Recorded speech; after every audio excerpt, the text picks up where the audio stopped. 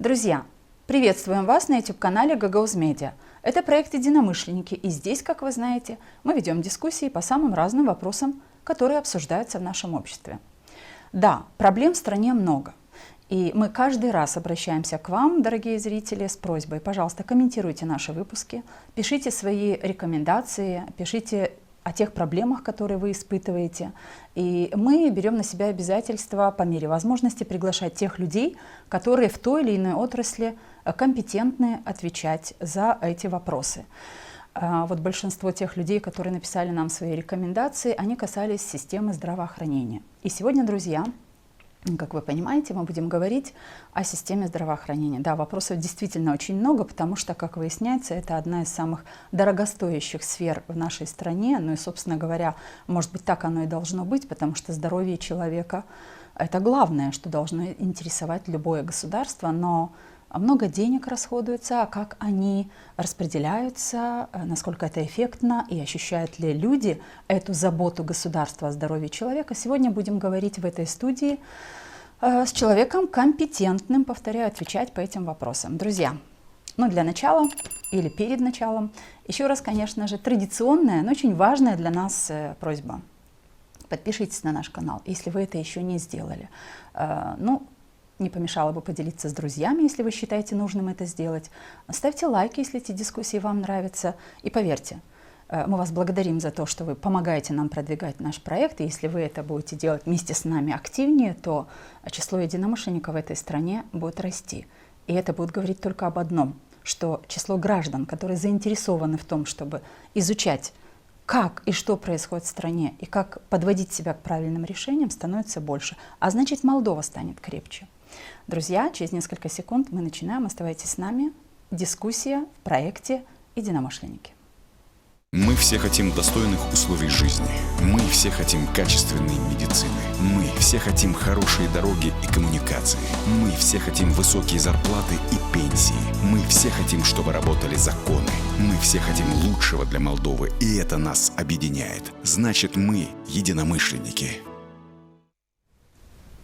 Друзья, сегодня в проекте «Единомышленники» министр здравоохранения Республики Молдова Алла Немиренко. Алла Немиренко, министр здравоохранения Республики Молдова. С 1982 по 1995 год врач-терапевт Республиканской клинической больницы, муниципальной поликлиники номер 8 и муниципальной больницы номер 2. С 1995 по 1998 год заведующая терапевтическим отделением, затем заместитель главного врача территориальной медицинской ассоциации сектора «Центр». С 2000 по 2002 год заместитель руководителя отдела организации деятельности университетской клиники в Государственном университете медицины имени Николая Тестемицану. С 2002 по 2012 год и с 2015 по 2016 год директор университетской клиники первичной медико-санитарной помощи. С 2012 по 2015 год руководитель проекта в страновом офисе Всемирной организации здравоохранения ВОЗ. С 2015 по 2019 год депутат муниципального совета города Кишинева. В 2016 году советник министра здравоохранения Румынии. С 2017 по 2019 год консультант в Швейцарском институте общественного здравоохранения и тропических болезней в германской консалтинговой компании. В 2019 году министр здравоохранения, труда и социальной защиты Молдовы. В 2020 году советник президента Майи Санду в области здравоохранения. С 2021 года по сегодняшний день министр здравоохранения Республики Молдова. Автор около 50 статей и научных работ, опубликованных в стране и за рубежом. Из них 11 учебников, руководств и методических указаний. Образование. В 1982 году окончил медицинский факультет Кишиневского государственного мединститута. С 2003 по 2007 год училась в докторантуре в Государственном университете медицины и фармакологии имени Тестемицану, защитила докторскую диссертацию и получила степень кандидата медицинских наук. Владеет румынским, русским, английским и французскими языками. Госпожа министр, здравствуйте. Добро пожаловать в нашу студию. Здравствуйте. Спасибо за приглашение. А вам спасибо за то, что вы приняли наше приглашение. И сегодня мы имеем возможность напрямую с вами поговорить о тех вопросах, которые интересуют жителей нашего региона, жителей в целом страны, потому что вопросы здравоохранения, наверное, интересуют каждого. И начать нашу беседу, нашу дискуссию мы бы хотели с события, которое произошло буквально на днях.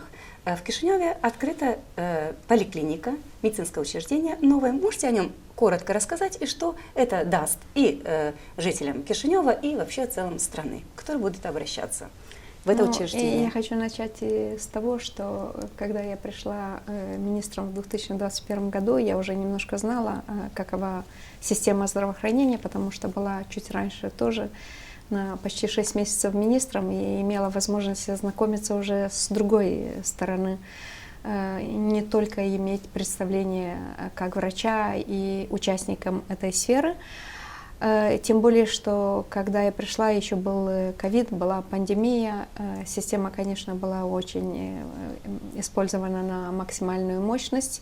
И хочу сказать, что я сказала, что первые, самое главное, что мы должны делать, это модернизацию целой системы здравоохранения.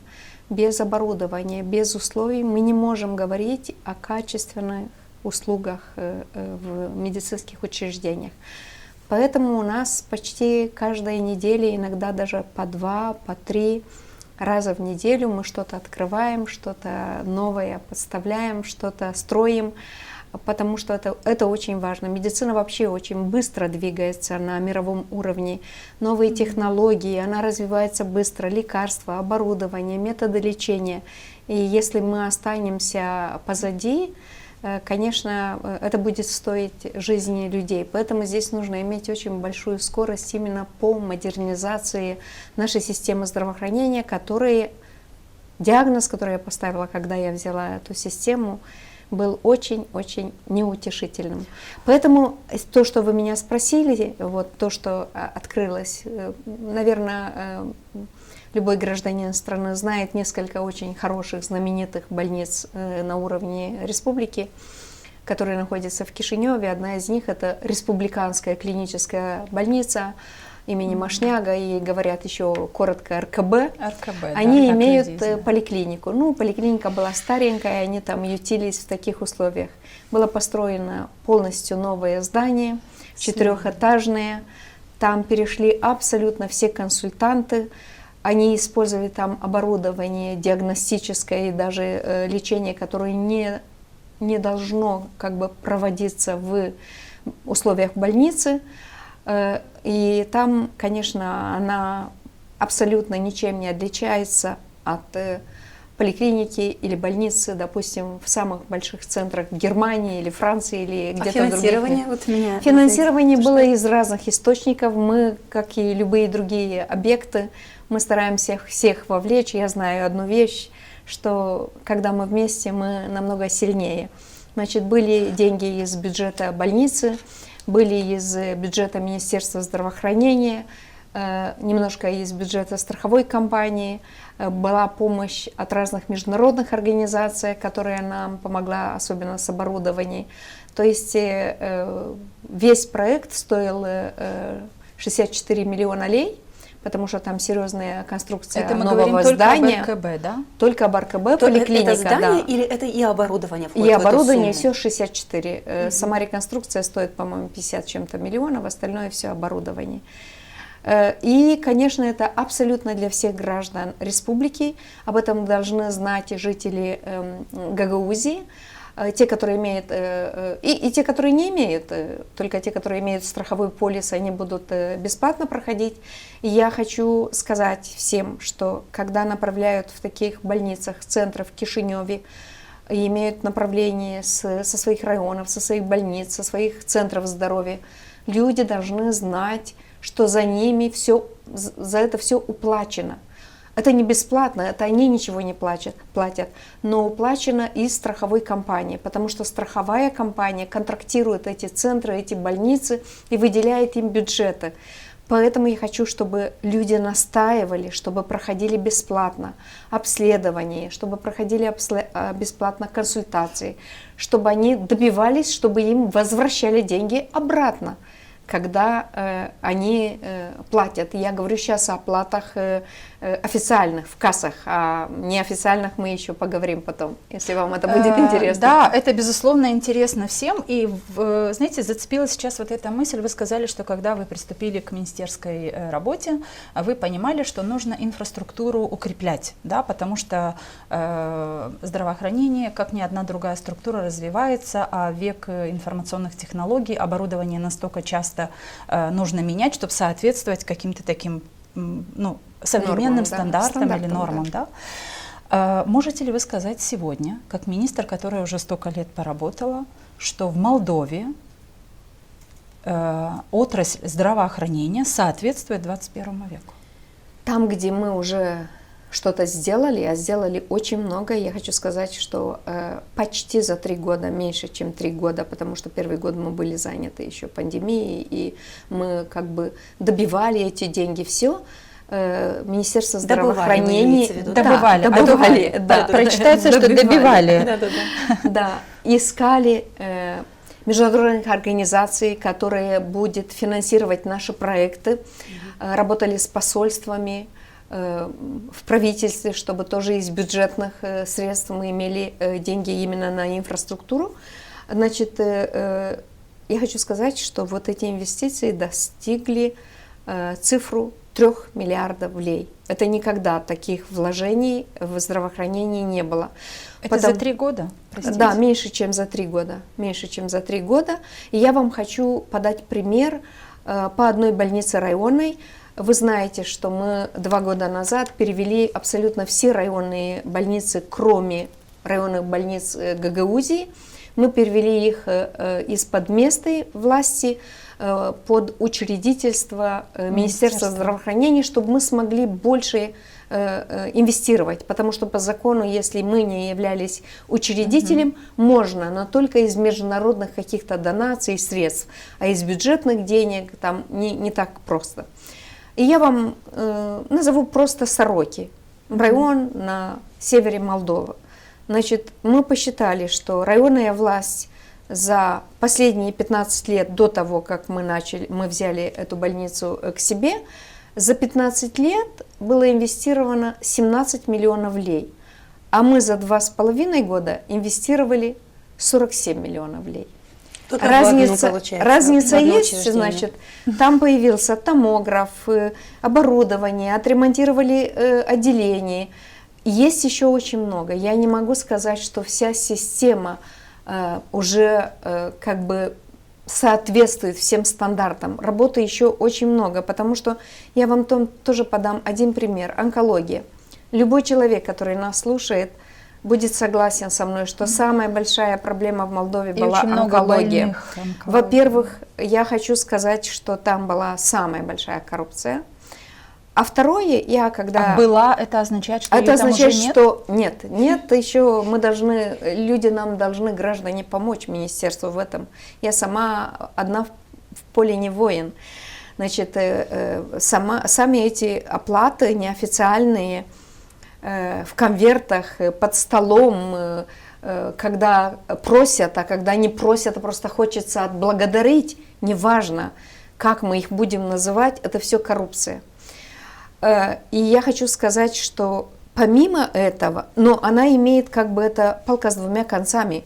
Один берет, а другой дает. И я, когда не могу там сильно много надавить, и расскажу почему, я прошу эту вторую сторону не давать, пожалуйста. Людей имеете в виду, пациентов, которые приходят. Не платите, пожалуйста, обращайтесь к нам. А как не платить, если иначе люди говорят, вот и таких очень много. Пусть они обращаются к нам, мы поменяем врача, мы поменяем учреждение, только, пожалуйста, давайте искореним это. Невозможно, нет у меня ни одной кнопочки, на которую я сейчас надавлю, и завтра утром эти оплаты, они испарятся. Схем очень много, я могу рассказывать целую передачу об этом, но я хочу, чтобы наши пациенты поддержали нас в этом и не боялись, потому что мы не будем без их ведома, то есть делать что-то вопреки желанию пациента. Но если их не принимают, если им отказывают, мы поменяем и больницу, и врача, и будет оперировать другой. Только, пожалуйста, давайте прекратим все это. Это как вирус, который инфицировал абсолютно все общество. У нас как бы, я говорю с одним, ну а как не заплатить, если он меня оперировал? Он получает зарплату, хорошую зарплату, за вашу услугу оплачено страховой компанией, государство оплатило, если вы пенсионер. И второй вопрос. Когда я пришла в этот онкологический институт, вы знаете, у меня слов не было. Как можно было, чтобы за эти годы институт онкологии не имел ни одного оборудования нормального? Все там было старое, и были один рентгенаппараты. Как можно поставить диагноз таких форм, очень сложных форм онкологии без современного Госпожа оборудования? министр, вы сейчас об этом говорите, потому что те, которые работали до вас, работали плохо, вы это хотите Нет, сказать? я не хочу сказать, что плохо работали. Но это- Возможно, они не были услышанными.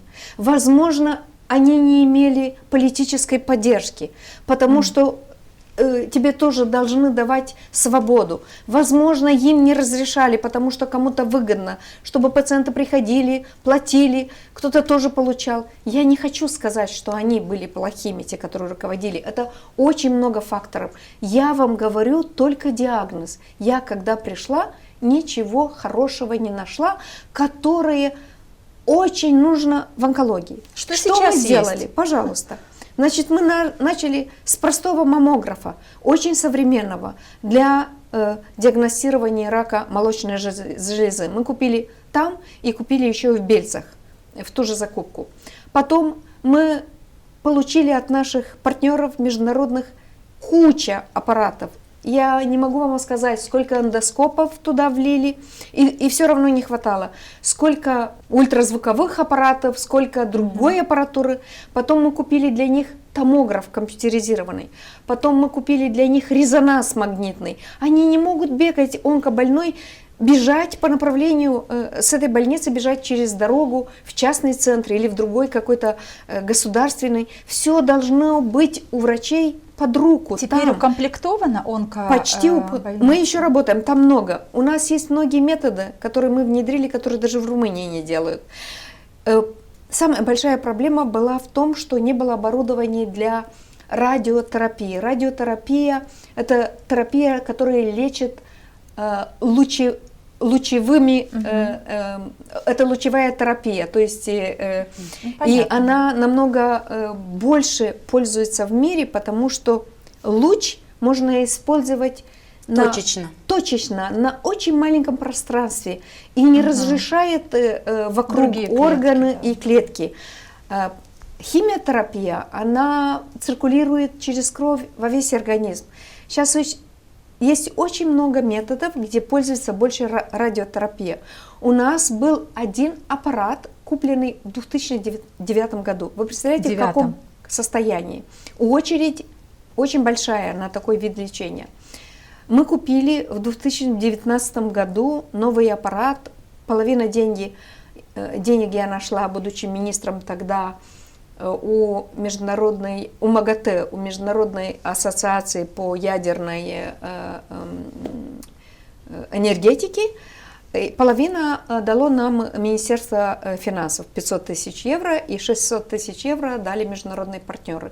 Мы ушли тогда с правительства, никто этим не занимался. Вы представляете, я пришла и установила этот аппарат в начале 2002 года.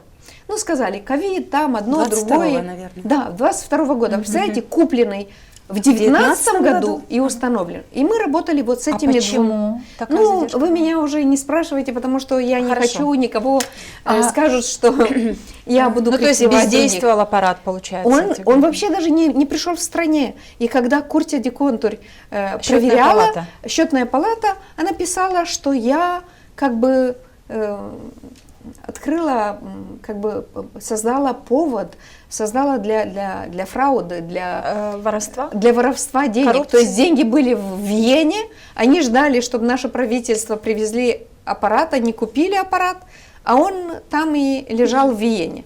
Значит, мы его установили и увидели, что все равно мало, потому что тот старый с 2009 года постоянно ломался, и потом начал ломаться и этот, потому что они работают и ночью. Много больных? И Да, много да. больных, большая очередь. Значит, если сейчас берут кого-то на лечение, их поставят в очереди, они придут через год. как? А сейчас как? Сейчас нам Всемирная организация здравоохранения сказала, что для Молдовы, для нашего населения нужно иметь таких 8 аппаратов. Я не говорю про 8, хотя бы 5 иметь, хотя бы 5, чтобы не было очереди. Значит, установили диагноз, чтобы человек там подождал, ну, наверное, 3 недели, пока сделает другие анализы, и чтобы сразу начал лечение, а чтобы не ждал, не знаю, полгода или год, пока будут в каком году это метастазы. может случиться, чтобы Да. у нас было 5 Значит, таких и аппаратов? мы начали обдумывать, откуда найти деньги и как это сделать. И мы прошли через, не знаю, как это назвать, чтобы тоже и не было так голословно сказано, через медные трубы и ад, потому что надо было строить бункер. Бункер с нуклеарной, с атомической, атомной защитой. Для этого Получилось? Для оборудования. этого. И что получилось? Последний бункер, который был построен в Молдове, был построен вместе с онкоинститутом в 50-е годы прошлого века. Значит, у нас ни архитекторов, которые имеют знания и практику, ни инженеров, ничего абсолютно. Нашли какого-то инженера в Румынии, который строил. Тут наши органы сказали, другие, которые разрешают, сказали, у него нет опыта в Молдове. Как будто в Молдове он должен иметь какой-то другой опыт. У нас было столько проблем и столько бюрократии. Мы попросили посольство Соединенных Штатов, чтобы они помогли.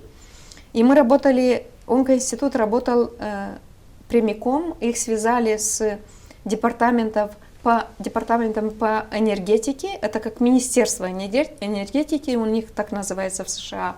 Министерство, департамента. И работали напрямую с офисом по атомной защите. И они нам помогли с проектом. Мы создали 2 камеры, то есть бункер с 2 камерами. Но опять деньги уже, откуда взять деньги? Они сказали, что они имеют деньги только на проект, но на реконструкцию они не имеют такую бюджетную линию. В конце концов, мы достигли с ними договоренности, и нам они сказали, хорошо, одну половину вы будете финансировать сами, а другую мы будем. Чтобы вы поняли, вот одна половина, она стоит 40 миллионов лей, потому что там атомная защита, там стройка очень серьезная, и фундамент, и все. Потом, пока оно строилось, мы должны были искать оборудование. Значит, международные организации были удивлены, потому что мы одну сумму денег, 1 миллион и 100 тысяч евро, получили как грант от международной организации, от глобального фонда по туберкулезу, который и малярии, и СПИДу, который не имеет никакого отношения к онкологии. Но у них была экономия насчет Молдовы. Мы сказали, вот мы сэкономили деньги. Перенаправьте в это Перенаправьте. русло, да? И они перенаправили. И вот у нас большая сумма, такой аппарат один стоит где-то почти 2 миллиона евро. И мы потом к МАГАТЭ обратились, и они отдали нам остающуюся часть, и мы еще и попросили, чтобы и тендер они нам сделали. Я вообще, чем меньше тендеров мы делаем в Молдове, чем я сплю спокойнее. И вот они и купили. Пришла счетная палата с проверкой. Мы строим. Где оборудование? Деньги-то наши, они считали, что уже деньги наши. Я говорю, рассказать и плакать, потому что деньги, когда нам перевел этот глобальный фонд по туберкулезу, СПИДу и малярии, этот 1 миллион с чем-то нам, они перевели на счет министерства, мы перевели на счет Института онкологии, и от Института онкологии туда, в Вену, в МАГАТЭ, где те должны были добавить и купить оборудование. Где оборудование? Деньги наши.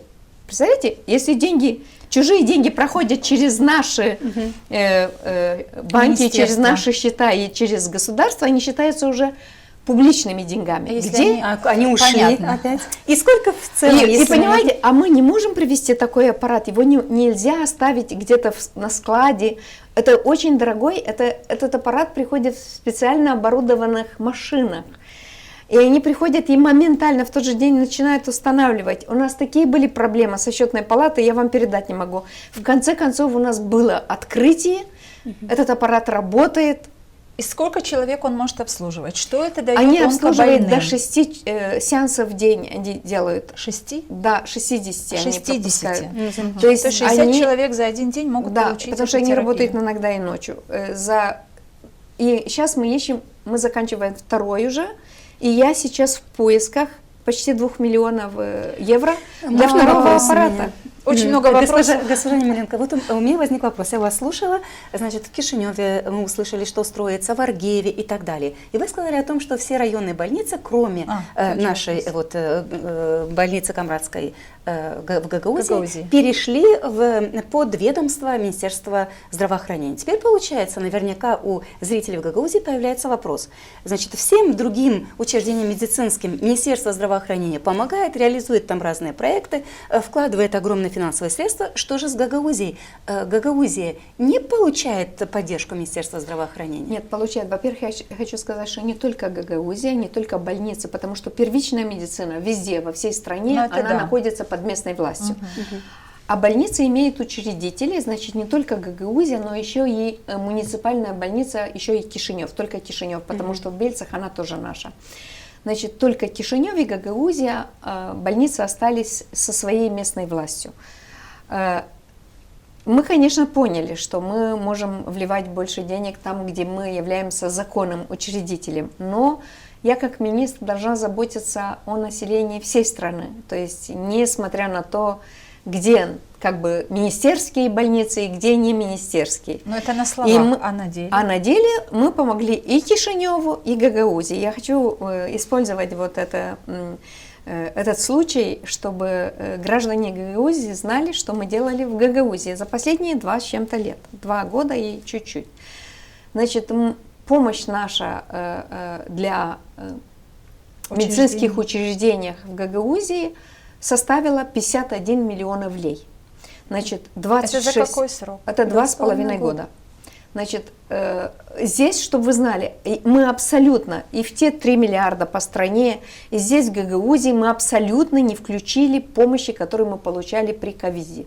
Мы сделали черту и оставили ковид за чертой, потому что мы получали очень много и тестов, и оборудования, которое связано с ковидом.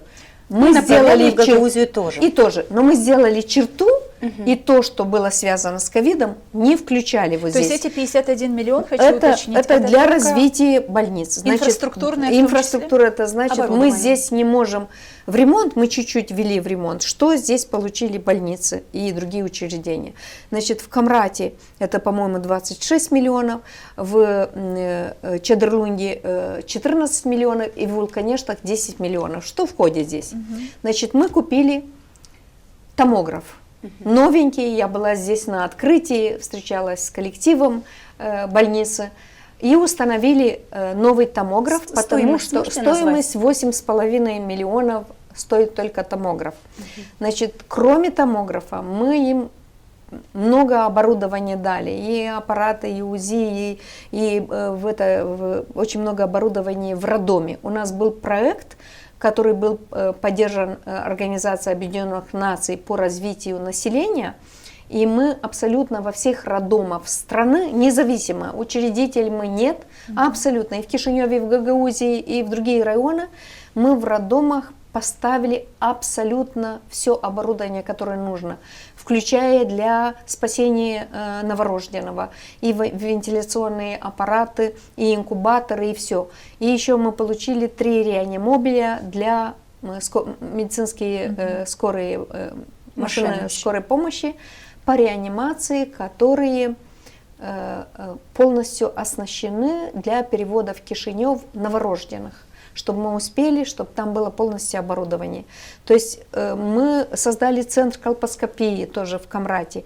Все оборудование, мы абсолютно во всех больницах, когда я пришла, несколько больниц имели генераторы для электричества. Сейчас у нас в больших больницах по 4, по 5, а в маленьких все имеют 1. Мы тоже раньше, вы помните, во времена ковида все таскали эти большие кислородные вот эти баллоны. И сейчас у нас абсолютно все больницы, и в Гагаузии, и везде, у них есть собственный генератор для кислорода, чтобы он Госпожа Немиренко, получал я свой кислород. больше чем уверена, что эта информация очень интересная. Возможно, по Гагаузии, ну, вот эта цифра 51 миллион. Ну, купили и машины им скорой помощи. Только Камрад получил 5 новых машин скорой помощи. Но купили, потому что обязаны были брать точно так же, как другим районам брали, нет разве? Ну, я обязана, как министр здравоохранения, не делить на кто наши, кто учредители, Но это все. уже радует. Тогда у меня вопрос, знаете, конечно, мы сегодня с вами не намеревались говорить о политике как таковой, да, о здравоохранении, потому что очень много вопросов людей волнует именно в этой сфере. Жители нашей автономии, они нам их задавали, мы вам зададим обязательно их. Но вы говорите, я встречалась с сотрудниками медучреждений в Гагаузии. Вот мы видели какое-то такое короткое видео из этого. Что-то осталось за кадром. Были претензии, потому что, ну вот, взаимоотношения Камрад-Кишинев, они такие, сами знаете какие, да? Как я могу Оставляют сказать, желать лучшего. А здесь как? Да, у нас в здравоохранении как? У вас же есть свой, типа, управление здравоохранения УТА Гагаузии. Но почему типа есть? Есть, это управление, да. это исполком, и не типа. Это это вот... маленький, нет, я говорю про управление здравоохранения, это маленькое министерство. Конечно, Да. у нас много таких министерств Да, маленьких. министерств, которые руководит только учреждениями 3 районов. Я не могу сказать, что у нас очень тесные с ними связи, но у нас нет войны, абсолютно, чтобы вы знали, что у нас в здравоохранении. Потому что, знаете, вот я работаю с врачами. То есть я приятное врач, сообщение. Я врач, у нас никогда, мы общаемся письмами в основном. Я как-то не встречалась, они не приходили в Кишинев, возможно, может быть, не разрешают, я их приглашаю, пусть они придут. Вот вчера ко мне пришли старокли и местная власть вся. Я со всеми встречаюсь и слушаю то, что люди хотят, какие у них проблемы. Потому что мы должны поставить сферу здравоохранения, чтобы она работала для людей. Независимо, где он живет, чтобы в Кишиневе, это в селе. качественная И чтобы это было система. качественно, чтобы не было... Мы хотим привести больше услуг ближе к народу, ближе к местам, где они живут. Не обязательно, чтобы они ехали за каждую услугу в Кишинев, потому что это финансовая нагрузка для них. Это Безусловно. оплатить дорогу, где-то оставаться жить, спать. Это очень, особенно для больного человека, это огромный стресс. Он и так переживает из-за своего заболевания, так он еще должен делать какие-то... Поэтому я стараюсь всеми силами, путями. А вот эта встреча, чтобы... простите, она была она одна из немногих? Я встречалась с коллективом в Камрате. Это была очень приятная для меня встреча. Какие вопросы, проблемы озвучили для вас Такие же, сотрудники? как и везде. Вы знаете, и в Кишиневской больнице, и в районной больнице, и в центре. Вот они спрашивают об оборудовании, о новых методах, о наших правилах, где что-то не ясно им, чтобы упростить правила, чтобы снять бюрократию, потому что им тоже неприятно отправить. Мы изменили, вы знаете, и такие же вопросы. Вы знаете, вот кроме того, что я разговаривала с ними, как с вами сейчас на русском в той больнице, я не чувствовала абсолютно никакой разницы между моим общением и общениями с коллегами. Был полный зал врачей, медсестер, весь коллектив. Я не ощущала абсолютно ничего особенного или другого, чем из тех встреч, которые я имею совсем в других учреждениях. И мне это было приятно, и я заметила, что им тоже было очень приятно общаться со мной, потому что они, может быть, не ожидали, что я как министр могу ответить на все вопросы их, не без советников. А может быть, они редко вас видят? А может быть, я думаю, что да. Мне говорили, может быть, что... есть смысл министерствам, которые в Кишиневе приезжать чаще. Да. Но вы понимаете, вот я была в воскресенье, сделала такой визит в центре матери и ребенка в Кишиневе. Я никого не сообщила никому об этом, ни руководству. Это был неожиданный визит. Во-первых, в воскресенье легче всего сделать такие визиты, потому что меньше народу, меньше работников, там только дежурный персонал. Некоторые даже уходят как-то на воскресенье там, на пару часов домой или спокойно там сидят по палатам. Ну, естественно, после того, как я посмотрела, 4-5 отделений уже появилось и руководство центра. Но я хочу вам сказать, что вот многие люди мне писали, и видела в комментариях тоже, и мне лично писали: госпожа министр, сделайте почаще вот эти визиты. Я понимаю их, что они хотят, чтобы я была в каждом отделении, в каждом... Я хочу сказать, что я почти во всех больницах была. Я делала эти визиты. Конечно, больше всего они знали, что я приезжаю. Реже, когда я не без анонса, как без предупреждения. Но если я буду ходить и видеть каждый день вот то, что есть, толку из этого не будет, потому что я должна работать на то, чтобы... Нет, я должна работать на то, чтобы найти деньги, писать проекты, разговаривать с посольствами, разговаривать с международными организациями, убедить их, чтобы они инвестировали, допустим, в онкологию. Вот прям простите, но сразу людей интересует одно. А вот если разговаривать с послами, вот что, какой эффект от того, что вы общаетесь с послами? Вот я сказала, что у нас появился вот этот радиотерапевтический центр. А вот есть какая-то сумма средств с вами подсчитанная, которая благодаря тому, что вы контактировали Да, вот из с этих 3 миллиардов денег, там несколько сотен миллионов из нашего бюджета. А остальное это все деньги. Сразу объясните, это грантовые, это грантовые, деньги. Это бесплатные. Есть и 2 проекта, которые кредитные. Они были, то есть получены до нас предыдущим правительством. Их взяло правительство предыдущее для борьбы с ковидом, для вакцинации, для покупки тестов. Это были кредиты, да, вы говорите? Кредиты, большие кредиты, огромные кредиты. Я, когда пришла, сказала себе, я на ковид не потрачу ничего, потому что я знала, мы это все врачи знаем из учебников по инфекционным болезням, что каждая эпидемия и как эпидемия, она как спираль, она имеет быстрый рост, а потом также быстро и заканчивается. И мы знаем примерно, сколько она как бы и седает себя. И это закономерность инфекционных заболеваний. Нет такой пандемии, которая бы держалась 10 лет. И я знала, что многие страны покупали очень много вакцин, много средств, оборудований, тестов. И я начала писать вот через посольство письма. Если у вас есть, поделитесь. И у вас может быть больше, если вы можете нам отдавайте, пожалуйста, присылайте. И они нам присылали. Я получала очень много, особенно из оппозиции, очень много писем и требований, чтобы я объясняла, сколько я потратила на вакцину, на тесты. И я отвечала с радостью 0. И вот мы перестроили вот эти проекты, потому что я считаю, что если страна берет кредит, вот это просто моя точка зрения, не как министра, как гражданина. Я считаю, что эти деньги должны быть потрачены на что-то очень серьезное. На постройку больниц, постройку школ, детских садиков, дорог, фабрик, чтобы люди шли и видели, да, мы заплатим за этот кредит, но у нас есть школа в нашем селе или в Камрате, но у нас есть театр, но у нас есть, допустим, больница современная. Я не могу взять кредит и потратить, извините, я считаю, что бахилы, маски – это для системы семечки. Их используешь и бросаешь.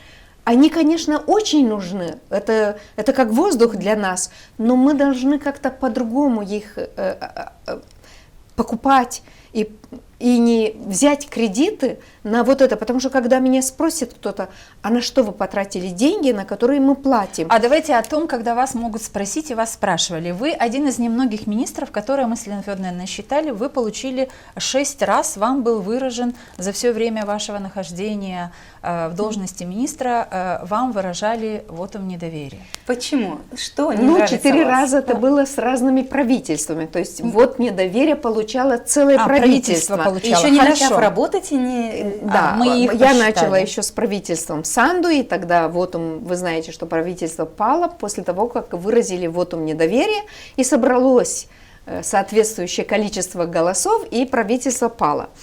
3 раза были с другими правительствами, 1 раз Гаврилицы правительство, 2 раза с правительством Ричан. Естественно, голосов не набралось. Очень смешно получилось 1 раз, когда голосовали за вотум недоверия, там мы перепутались, оппозиция перепуталась и голосовала Они сами голосовали против своего. А давайте 2 о раза последнем. личных. А давайте о можно последнем вопрос вотуме. вот о последнем вотуме? Как раз у нас есть цитата, мне хотелось давайте, бы, чтобы да. мы эту цитату прочитали.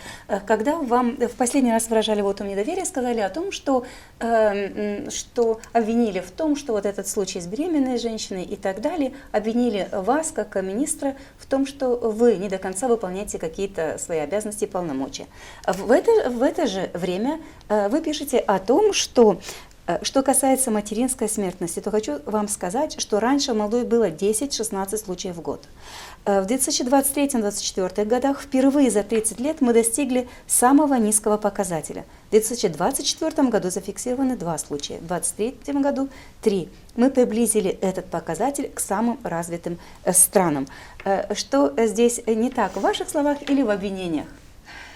Ну, знаете, министров они будут обвинять и за то, что они и не слышали, и не делали, и не думали, потому что политическая борьба, она такая всегда она будет. И, наверное, и даже иногда может быть и в развитых странах, потому что везде есть и оппозиция, и это партия, нормально для которая... демократического общества. Для демократического общества нормально, когда ты критикуешь министра. Безусловно, да. Это нормально, что у людей будут вопросы, что люди будут иметь какие-то объекции, то есть они не согласны с чем-то, аргументы.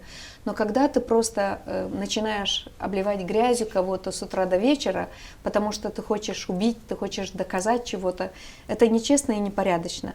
И я хочу сказать, что всегда министров, которые будут делать больше, будут стараться выводить из строя. Это всегда оппозиция наша, особенно молдавская оппозиция, она будет стараться вот всех вопрос сил. возникает, ну почему? Потому что можно взять, вернуть власть обратно, только если ты докажешь, чем хуже, тем лучше. Вот, люди плохо живут, люди не имеют что кушать, люди не имеют пенсии, люди не имеют больниц, люди не имеют доступа. А если это нужен так? министр, который... если это так? Я не отвечаю за все, я имею свой сектор. Я обычно никогда не делаю комментарии по другим, я имею свой сектор. И я хочу, чтобы меня критиковали за что-то, я хочу вникать в это, потому что люди очень часто правы, и я хочу изменить к лучшему. Для этого я здесь, чтобы услуги были доступны всем, чтобы не было коррупции, чтобы услуги были качественными. Конечно, мы не можем за день и даже за 4 года создавать из Молдовы высокоразвитую страну, которая имеет, не знаю, 1 000 000 раз больше бюджета. А вы об этом пробовали людям сказать, что Я вы не можете всегда это говорю, сделать за но 23 года? Я не буду воспринимать даже серьезно те критики, которые не только не обоснованы, они специально сделать так, чтобы умалять, чтобы это... Я даже унижать, вы имели в виду, да? Я вообще терпеть не могу, когда люди унижают друг друга. Понимаете, это так низко. И это не зависит от того, образован ты или не образован. Я терпеть не могу, когда врачи говорят некрасиво, неуважительно с пациентом, который, может быть, он не имеет высшего образования, он пришел из села. Посмотрите на его руки, какие они измученные. Вот те руки, они вызывают уважение. Я работала за свою профессиональную деятельность, я росла, знаете, как солдат до генерала. Я никогда не прыгнула через какую-то ступень, и я очень рада, потому что каждая ступень меня учила.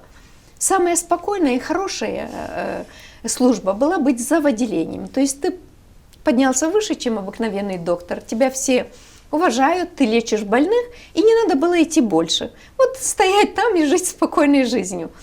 Но я хочу вам сказать, когда я работала врачом, и имела контакт с больными, и я работала много, десятки лет, и врачом, и за отделение там работала, я всегда говорила пациентам «вы». Ко мне приходили даже подростки, и мама говорили, ну как, вы говорите ему «вы». Я ему говорила «вы». Ему 14 лет, а я говорила «вы». А что это для вас означает? А знаете, что значит? Потому что ты показываешь уважение той второй стороне, и она сама себя уважает, и она будет вести с тобой тоже уважительную беседу. Ты показываешь, что ты врач, но ты не выше его. Да, на уровне моих знаний. Я врач, а он ничего не знает из того, что знаю я. Но это не повод, чтобы чувствовать себя выше твоего пациента. ты должен объяснять ему на таком простом языке, чтобы он доступным, чтобы он понял. Потому что никто не приходит от счастья к врачу. Никто. Это и есть проблема в здравоохранении. Давайте об этом поговорим. Поэтому ты должен быть эмпатичным, ты должен понимать. Я хочу сказать и вторую сторону медали. Пациенты тоже должны понять, что врачи могут и не улыбаться. Они не должны ждать, что эта сторона должна их встречать в объятиях и улыбаться. Никто не знает из пациентов, какой стресс пережил этот врач 5 минут назад. Может, у него на руках умер кто-то другой. Может, он всю ночь не спал. Может, он 24 часа не спал. Может, он не ел.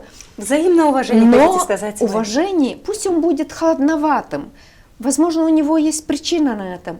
Но уважение построить надо с первого раза. Смотрите, это очень хороший посыл, и он, конечно, не то что безусловно подходит для медиков, да, он прям обязателен, как вы говорите, да, это вот. Ну, вообще мы все между людьми все даже не только уважать друг друга. Но почему же так получается, что по сегодняшний день вот в числе тех вопросов, которые мы себе записали, а их задавали люди через сообщения свои письменные нам, они говорят о том, что очень грубое обращение с пациентами наблюдается в государственных учреждениях, чего меньше находят люди в частных клиниках. Хотя в частных клиниках все дороже, говорят люди. И люди вынуждены выбирать частную клинику. Я хочу сказать иногда, что пусть люди знают, что когда случаются сложные случаи, я уважаю очень частных партнеров наших, пусть они развиваются, это очень хорошо, они ставят как бы конкурентоспособные условия для наших больниц. Но я хочу вам сказать, и чтобы люди знали, когда случается ЧП в любой частной больнице, сложного больного переводят в государственную больницу. Пожалуйста, сделайте свои выводы. Я больше ничего не буду говорить об этом. Частная больница, вы понимаете, мы работаем еще под кодексом. У нас кодекс труда – это такая Библия, которую не имела даже Советский Союз. При той власти, которая она была более строгой, мы знаем, Советский Союз наш более авторитарный такой, ими не снился такой кодекс труда, жесткий кодекс труда. Что там такое? Ты не можешь трогать никого. Вот посмотрите, как за границей. Все хотят, как за границей. Хорошо. За границей. Мои дети работали много лет за границей. За границей у тебя контракт на 2 года, на 3 года, на 4 года. В зависимости от твоего профессионального уровня, когда ты поступаешь на эту работу. Значит, ты имеешь интервью там, тебя берут на работу и там решают руководство. Они нуждаются в тебе, ну давайте на 3 года. И смотрят. Если ты не достигаешь тех ожиданий, которые имеет эта компания, эта больница, этот университет, тебя попросят уйти. Нет, у тебя даже не попросят, у тебя заканчивается контракт, и все. Если тебе скажут еще до свидания, это хорошо. А у нас, если он приходит, извините, он должен в белых тапочках выйти с того места работы. Есть главврачи, которые работали по 30 лет. Но, понимаете, даже если он хороший главный врач, я тоже работала на одно место работы больше, потому что там постоянно что-то строилось, и меня не пускали с той работы. Вы знаете, когда я ушла с той работы, я даже не хотела смотреть сзади, потому что человек устает от той рутины. И он, особенно руководство, оно теряется, оно уже не видит свою организацию как бы со стороны. Не видишь вы проблемы? Вы говорите о проблеме в Трудовом кодексе, что невозможно сменить. Невозможно их уволить, невозможно их поменять, невозможно им... Я как министр, я не имею права никому, кроме директоров, дать какой-то выговор или что-то. Понимаете, люди ждут от меня, я вот вижу, я отвечаю, стараюсь ответить на все СМС, все месседжи, все... которые мне пишут имейлы и все. Когда могу, иногда сразу, иногда попозже. У вас есть претензии к Трудовому кодексу? Люди говорят мне, вот вы министр, вы должны его уволить. Я не могу даже сказать ему что-то, понимаете, потому что он подчиняется вот здесь у вас. Да, возьмем случай, здесь в Камрате. Он подчиняется вашей больнице. Тут есть директор, тут есть местная власть. Тут есть... Но с Гагаузией другая история. Тоже в районной больнице, где мы Госпожа являемся министр, вы сказали о том, учредителем. что очень много людей говорят о тех проблемах, которые существуют. Вы стараетесь обратить на них внимание и реагировать. Вот у нас сейчас есть рубрика, в которой как раз-таки мы приводим мнение людей, что люди говорят о медицине и о здравоохранении в стране, и предлагаем вам очень коротко дать ответы на них. Ну а перед этим мы только напомним нашим зрителям, что, друзья, мы все еще ждем ваших лайков, подключений. Подписывайтесь, пожалуйста, на наш канал Гагауз Медиа. Правда, мы за это вам будем очень признательны, потому что таким образом расширяется круг тех людей, которые следят за нашими дискуссиями. Ну и, конечно, Гагауз Медиа, проект «Единомышленники». С нами здесь, и люди говорят, что...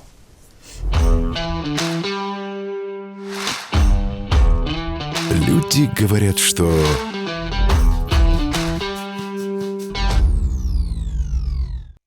Люди говорят, что медицина в стране погрязла в коррупции.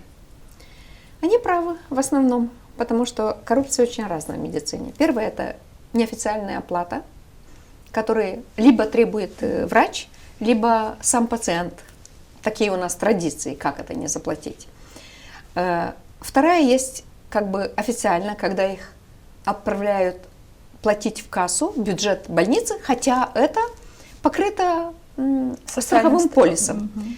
Третье – это когда его направляют в какую-то частную, они связаны с этой частной клиникой, эти врачи, которые направляют, имеют, наверное, оттуда обратно какие-то. Потом есть разные схемы, которые связаны с партнерствами, публично-частными, это вообще головная боль большая. Раньше были с тендерами, сейчас я как-то более спокойно, не могу ручаться за все, там, где делают тендера главврачи, там, где делаем мы более-менее порядок. Было еще очень много коррупции в циркуляции в лекарственной сфере, поэтому они правы, но они должны понимать, что без их помощи нет какого-то, не знаю, какого-то департамента, который отвечал бы точно за коррупцию. Они могут увидеть, где бы я попросила кого-то, остановите, пожалуйста, знаете, как рубильник электросети. Нет такого. Это наш вместе какой-то должна быть, это слово, конечно, реакция. звучит не очень модно. Оно модно, но оно для меня некрасиво звучит, борьба. Это не должно быть борьбой с коррупцией. Мы просто должны перестать давать и взять. Это долгий путь будет. Это за один год нет. Но люди видят, что мы работаем и с органами, с антикоррупционным центром. Они могут увидеть, сколько у нас было арестов, задержаний. Я их снимаю с работы, судья их потом обратно мне возвращают. Я воюю, я работаю с прокурорами. Мы своими путями увольняем, мы стараемся менять. Я хочу еще сказать одну вещь. Мы заметили, вот когда мы делаем ремонты, мы оборудовали полностью 11 в одном проекте вот Международным банком, потому что мы начали, и мы говорили, что я сделала с теми деньгами, которые взяли предыдущие для ковид. Мы их реструктурировали ремонтировали реанимационные отделения во многих больницах, сделали их, как на Западе, очень современными. Купили вот эти томографы, купили магнитные резонансы, очень серьезное оборудование. Так вот, мы заметили, что там, где мы делали серьезные изменения, полностью изменились приемные покои, операционные блоки, все. Вот месяц проходит, и все равно приходят какие-то вот негативные отзывы от населения. Я думала, боже мой, что надо еще делать? Все им дали, зарплату повышаем. Но вы знаете, вот это как когда машина останавливается и давишь на тормоза. Идет еще и инерция какая-то. Но есть надежда, хотите но я сказать хочу вы? вам сказать, что мы видим там, где мы меняем, без того, чтобы мы даже что-то специально сделали, медперсонал меняется к лучшему, потому что... То есть для всего нужно время, вы хотите сказать, но Да. если подытожить, то с коррупцией, по вашему мнению, нужно перестать давать для того, чтобы перестать И фиксировать. надо сообщать. Если они не хотят связываться, допустим, и сообщить Центру По борьбе с антикоррупции, пусть они обращаются к нам, потому что у нас есть свои методы, мы их не сдадим. Ясно. Но мы будем Госпожа их поддерживать министр, в этом. следующий вопрос от людей. Люди говорят, что полис медицинского страхования стоит очень дорого. Нет, вот здесь нет. Вот на первый вопрос я сказала, что я частично согласна. Здесь нет. Значит, мы платим 9% из зарплаты. Вообще медицинская служба очень дорогостоящая. Все хотят, когда очень серьезная болезнь, быть что? Излечимой и возвращаться в семье. Мы не можем лечить фонендоскопом. Лекарства дорогие, оборудование дорогое. И вот видели, вы сказала, 8,5 миллионов, один томограф, и он имеет только 64 слайса. Людей это возмущает, потому что у них нет средств на покупку, нет, как на минимум покупку. такого Я хочу вам полиса. сказать, в бюджете страховой медицины, те, которые покупают полисы, это мизер. В основном страховая медицина держится на людей, которые работают и да. платят 9%, и на тех, за которых платит государство. Государство платит за детей, за студентов, за беременных женщин, за пенсионеров, инвалидов. Они платят в этот страховой фонд. Сам полис стоит 12 тысяч. 12 тысяч это недорого, потому что как он посчитан? Ну не просто мы взяли с потолка, он посчитан из тех средств, которые платят вот эти люди, которые работают, 9%. Берется те, которые платят много, которые имеют большую зарплату в банке, те, которые платят меньше, допустим, санитарочка в больнице. И вот это среднее как-то мы делаем, есть специальная формула. Но я хочу им напомнить, те, которые должны купить за 12 600 там чем-то леев, что до 31 марта есть разные категории, где они могут получить за 1000 с чем-то, за 2000. Пожалуйста, я плачу из своей зарплаты бешеные деньги. Я даже не воспользовала в прошлом году, только 2 инъекции сделала. Этот за вопрос целый тоже год. люди задают. Поэтому деньги уходят, и другие пользуются этими моими деньгами, вашими деньгами, если мы не Сегодня болеем. кто-то воспользовался, на Я следующий хочу вам год сказать, будет, я да? хочу сказать, одна операция по замене сустава, тазобедренного сустава, там очередь, вы знаете, стоит от 50 тысяч до 80 тысяч лей. Одна операция кардиохирургическая стоит от 300 тысяч до 500 000 лей. Так скажите, пожалуйста, представляете, сколько людей должны копить в этот фонд деньги, чтобы мы спасли одного человека? Я вам скажу один случай. У нас была одна беременная женщина, которая была в коматозном состоянии в больнице скорой помощи. Они ее держали до периода, когда можно будет делать кесарево сечение, спасли ребеночка, потом реанимировали маму, она ушла домой. Мы посчитали, сколько стоила эта больница. 1 200 000 лей, но были спасены 2 жизни.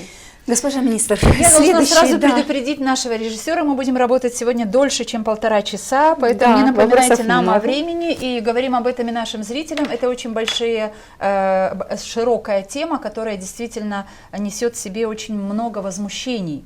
И мы хотели бы очень, нам не простят люди-зрители, которые отправили нам эти вопросы, мы хотим их задать, но это как раз был блок коротких вопросов и коротких ответов. Очень Если коротких. можно, Да. Люди говорят, следующий. что людей без полиса в поликлиниках обслуживают с большим вниманием. Людей без полиса в поликлиниках обслуживают с большим Потому что они вниманием. платят. Ну, они должны решать. Я не могу решать за них. Они хотят быть с полисом или без полиса. Понимаете, если я вам объясняла перед этим, что мы все ставим все деньги вместе и помогаем друг другу, если они не хотят быть в этой общине, хотят быть отдельно, пожалуйста, это их решение. А проблема в том, госпожа министр, что люди, имея даже полис, не могут получить это бесплатное обслуживание в медучреждениях зачастую, да, зачастую. Почему? Потому что надо дождаться какой-то очереди. А Я вот если хочу он сказать, пошел и нет. не знаю, там, Я без хочу сказать полиса про напросился? очередь. Нет. Я хочу вам сказать, что очередь есть и за границей. И мы должны обслуживать людей и принимать и оказать услугу в ургентных случаях немедленно. А когда не ургентные случаи, наши люди хотят сейчас, акум и здесь. Этого нет нигде, ни за границей. Объясните, почему так невозможно? Объясните, Потому что пожалуйста. если, допустим, мы делаем какие-то операции, допустим, по катаракте, возьмем обыкновенный катаракта или изменение тазобедренной операции по тазобедренному суставу, Частые да, такие там темы. ставится протез. Значит, у нас были очереди, знаете сколько? 4-5 лет были. Мы, конечно, форсировали немножко. Мы собрали всех частных которые, больницы, все, которые делают эти операции, сказали, сколько вы можете, мы все будем финансировать. Значит, если я не буду идти дальше, если в 2022 году, 2 года назад, делалось по стране 3000 операций, в 2024 году сделали уже почти 7000. То есть удвоили количество, но больше мы не можем. Не потому, что нет денег, потому что ты должен иметь операционный зал, травматолога, рентгенаппарат, который там у них, который создает гидаж во время операции, чтобы операция получилась качественно. А мы готовим одно количество врачей. Мы не можем готовить, извините, 100 травматологов, оперировать всех за 1 год, а потом сидеть, извините, и смотреть через окно. Даже если и подождите, госпожа будут министр, новые по вашей случаи. логике, Нет. Людям надо ждать 7 лет какой-то Не 7 лет. очереди. Сейчас уже не ждут. Я говорю, я нашла очередь в 4 года. Сейчас мы ее снизили до 1 года. Пожалуйста, я посмотрела в Эстонии. Сколько ждет человек такую операцию? Интересно. В Эстонии ждет 2,5 года.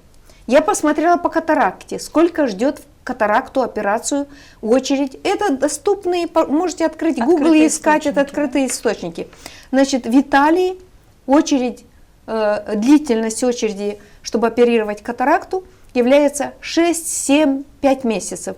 У нас 8-9. Скажите, пожалуйста, наша страна, знаете, извините, не Италия и не Эстония. Значит, еще не Италия, еще не Эстония. Но мы к этому стремимся. Мы должны что? Поставить оборудование, потому что некоторые оперируют катаракту уже лазерными методами, очень современные. Некоторые оперируют лазером старыми оборудованием, а некоторые оперируют простым скальпелем. Больше частные клиники оперируют? Или, нет, наши, государственные, большая нагрузка на государственные. Здесь очень маленький момент. Люди говорят о том, что если я пришел и у меня оплачен медицинский полис, и я жду в очереди, открывается дверь, врач говорит, так, кто без полиса, проходите, пожалуйста. Это неправильно, значит, у этого учреждения... Это неправильно, но это есть. Это неправильно то, что делает врач. Значит, они должны подходить к руководству этого учреждения. Они должны защищать свои права и знать свои права и требовать свои права. Конечно, в уважительной форме. Давайте не будем делать скандалов, там в очереди еще и дети, и мамочки, и беременные. Пусть они находят, я им рекомендую подняться, найти заведующего, заместителя главврача и требовать, и сказать, мы пойдем дальше, мы пойдем в министерство, или ваше управление по здравоохранению здесь, или в страховую компанию, там есть зеленая линия, пожалуйста, пусть звонят, пусть жалуются. Мы должны менять вот эти традиции, которые были.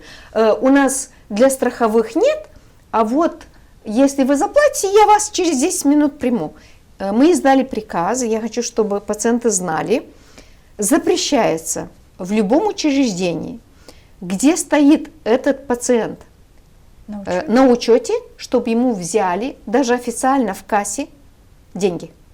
Если он в этом учреждении на учете, он должен иметь абсолютно доступ ко всем услугам, которые предоставляет. Как вы это людям сообщаете? Люди это не знают. Через вас, через других журналистов. У нас очень узкий пока круг наших зрителей, мы надеемся. Есть публичные каналы, есть общественная телерадиокомпания ГРТ, Молдова-1. Вы бывали или ваши сотрудники? Я всегда это говорю разным каналам, разным журналистам, интересные разные субъекты. Иногда я говорю там только о схемах и коррупции, иногда я говорю совсем о других вещах. Мы хотим сегодня говорить обо всем. Идемте дальше. Следующий вопрос.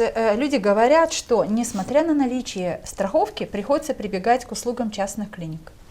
Что не дает государство? Здесь 50 на 50. Вот первое, это связано с первая половина, они не правы, потому что они относятся вот к предыдущему вопросу. Они хотят сегодня, сейчас, в этот час и быстренько, потому что я должен решить свою проблему. Нет такого быстренько. Быстро только мы отправляем мамочку рожать. А если операция, она плановая, он должен обследоваться, во-первых, он должен стоять в очереди. Почему другой пациент, который тоже имеет такую же операцию, он ждет? Мы имеем определенное количество больниц, определенное количество, как я сказала, докторов. Он должен идти по той правильной дороге. Это те, которые не имеют, то есть я не согласна с ними, потому что он хочет сейчас. Вторая половина, они правы, потому что некоторые могут сами захотеть, они просто выбирают врача. Врач работает в частной, он говорит, меня не интересует, у меня есть деньги, я хочу заплатить. Это как бы его дело, я не буду ему говорить не ходить туда. Но в принципе люди должны знать, что полисом покрывается все медицинские услуги, в которых они нуждаются. То есть человек должен просто требовать. Должен требовать. И второе, что я хочу объяснить. Для незастрахованных первичная и ургентная скорая помощь обслуживается полностью бесплатно, где бы она ни была. Для и незастрахованных первичная. Вот к семейному врачу он может любые, и даже там входит анализ, он может любые получать бесплатно услуги. Только уже консультации специалистов, диагностические и больничные услуги, они должны быть застрахованы и покрывать Хорошо, полис. следующий вопрос, да. врачом. Люди говорят, что в Молдове мало хороших специалистов, врачи эмигрируют в другие страны. У нас очень много хороших специалистов. И пусть они смотрят, что мы пишем на сайте Министерства здравоохранения, как часто мы пишем об уникальных операциях. И пусть они спрашивают своих знакомых, друзей, родственников, которые живут за границей, которые сталкивались с другими системами здравоохранения, и потом они скажут свои мнения, сравнивая.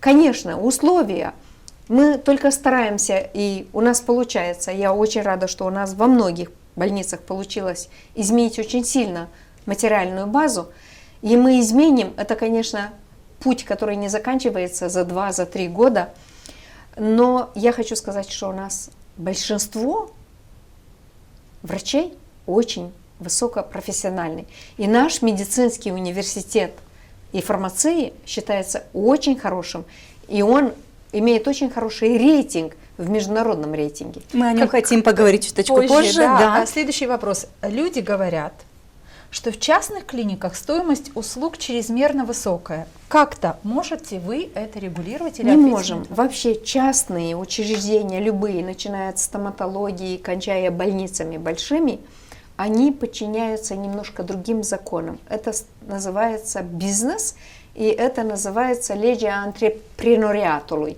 Как это перевести? Предпринимательство. Да, закон предпринимательства. То есть это частный бизнес, И они сами должны, определяют, да, сколько они стоит сами эта определяют услуга. свое развитие. Я, допустим, не имею права, если только какой-то ЧП, я как министр не могу зайти в частную клинику и начинать там проверку. У меня должны быть серьезные, веские обоснования. Цены они тоже создают сами. Я не имею права туда лезть, вмешиваться.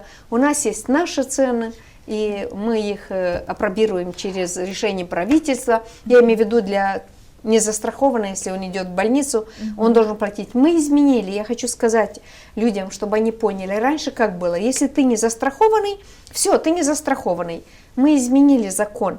Если ты не застрахованный и попал в больницу, ты имеешь право покупать этот полис даже в последний день пребывания, и этот случай будет засчитан как С первого дня твоего с первого пребывания в дня больнице. пребывания. Я хочу, чтобы они знали, потому что некоторые больницы еще здесь, знаете, не особенно открывают информацию.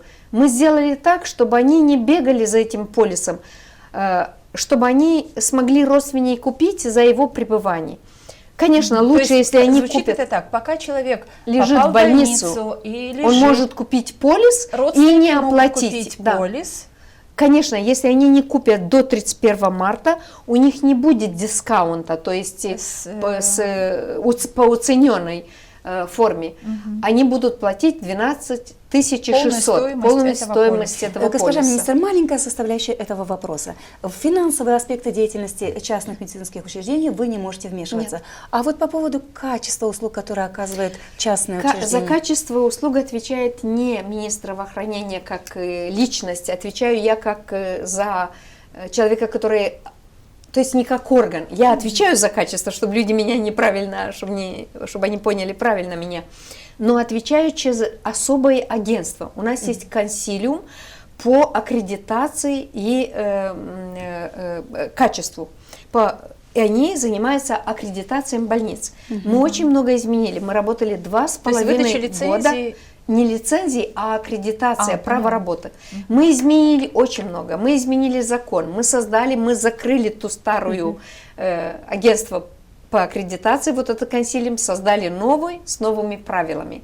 Сейчас немножко... И со старыми проблемами или нет? Проблемы уже останутся у больниц. И вы знаете, вот сейчас даже государственные, мы старались не закрывать больницы, не закрывать отделения, дать им возможность. Мы очень много думали над тем, как, если, допустим, больница более-менее подходит, хорошая, а вот одно отделение плохое, оно где-то во дворе, не инвестировали, она там рушится. Так мы, знаете, сделали очень такой переходящий момент и даем статус этому отделению, оставить их в процесс аккредитации на 6 месяцев. Если они за 6 месяцев не исправляют, мы закрываем отделение. Хорошо, спасибо. Следующий так вопрос. что, чтобы люди знали, есть агентство, которое отвечает за качество. И, кстати, на нас уже жалуются и больницы несчастные, и частные больницы, потому что они оставляют многих в этот процесс продленной аккредитации. Значит, там надо нехорошо. меняться, надо улучшать качество потому услуг. Потому что это качество услуг. Это очень опасно для жизни. Если нет качества, мы должны... Спасибо. И следующий вопрос из этой рубрики. Люди говорят, что... Где мы остановились? Что пенсионерам компенсируют только самые дешевые лекарства. Неправда. Здесь не согласна. Это не информированность. Когда в 2021 году я пришла, я действительно нашла в компенсированные лекарства, которые даже не имеют научного обоснования быть там. То есть от них ни помощи, ни вреда. Мы вычеркнули очень много таких дешевых, никому не нужных лекарств, которые даже если будут нужны пациенту, он пойдет и купит, если очень сильно захочет пить те капельки валериана.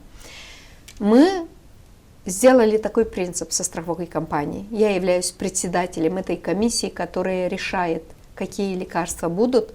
То есть мы получаем от разных, допустим, комиссий специализированные, есть комиссии Министерства здравоохранения, допустим, в кардиологии, в хирургии, и они нам пишут заявления, подают заявки. Мы сами, министерство, смотрим на свои политики, что мы хотим покрывать в этом году. Мы впервые ввели диспозитивы медикали, то есть медицинское, как это на русском переводится, диспозитивы. Это не, это вот, допустим, тесты, это стомы, то есть не лекарства, а маленькое оборудование, которое им нужно для каждого дня. Как это перевести? Вот я уже. Да, но не оборудование, не техника, а да, приспособления. Значит, мы ввели, они, кстати, очень дорогие для диабета, то есть они получают и тесто получают, и глюкометры получают, и получают сириндж. Вот эти трубки? Нет, сириндж. Потом для стом оперированные онкологии, там есть специальная стома, которая ставится. Мы очень много включили там. То есть допустим, их не было, вы их включили их не было абсолютно. Значит, мы их даем вообще. И как мы выбираем? Вот, допустим, тесты. Мы разрешаем 10 компаниям, которые привозят тесты по диабету, но мы компенсируем, допустим, сумма в одном тесте. Допустим, есть там 3, которые идут бесплатно, потому что они не особенно дорогие, и есть очень дорогие из США, из Канады. Люди, которые хотят себе позволить добавить что-то, потому что мы компенсируем, допустим, чтобы людям было понятно, в таблетке компенсируем, сколько стоит таблетка. И, допустим, если у нас есть одно и то же лекарство, но производство разных фирм, допустим, 8, мы компенсируем всем одну таблетку.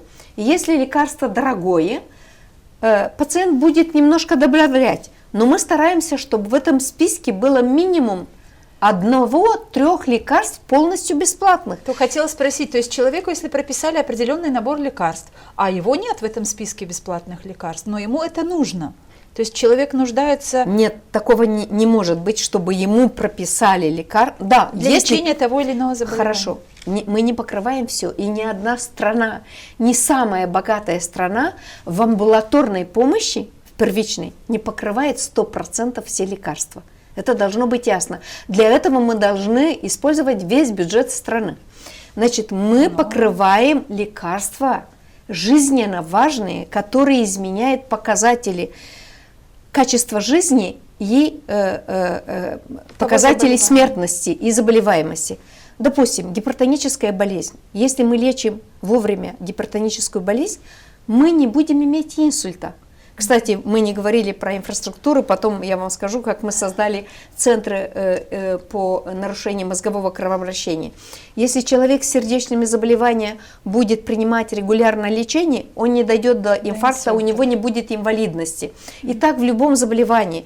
Значит, мы покрываем жизненно важные лекарства, а не все лекарства. А вы можете назвать одну сумму? Есть ли такая цифра? Вот в прошлом году, например, значит, я вам скажу, в 2000-м, значит, в 2021 году, по 2021 не буду говорить, 2022 год, который полностью год, где я была министром, значит, на все компенсированные лекарства мы потратили 600 миллионов лей.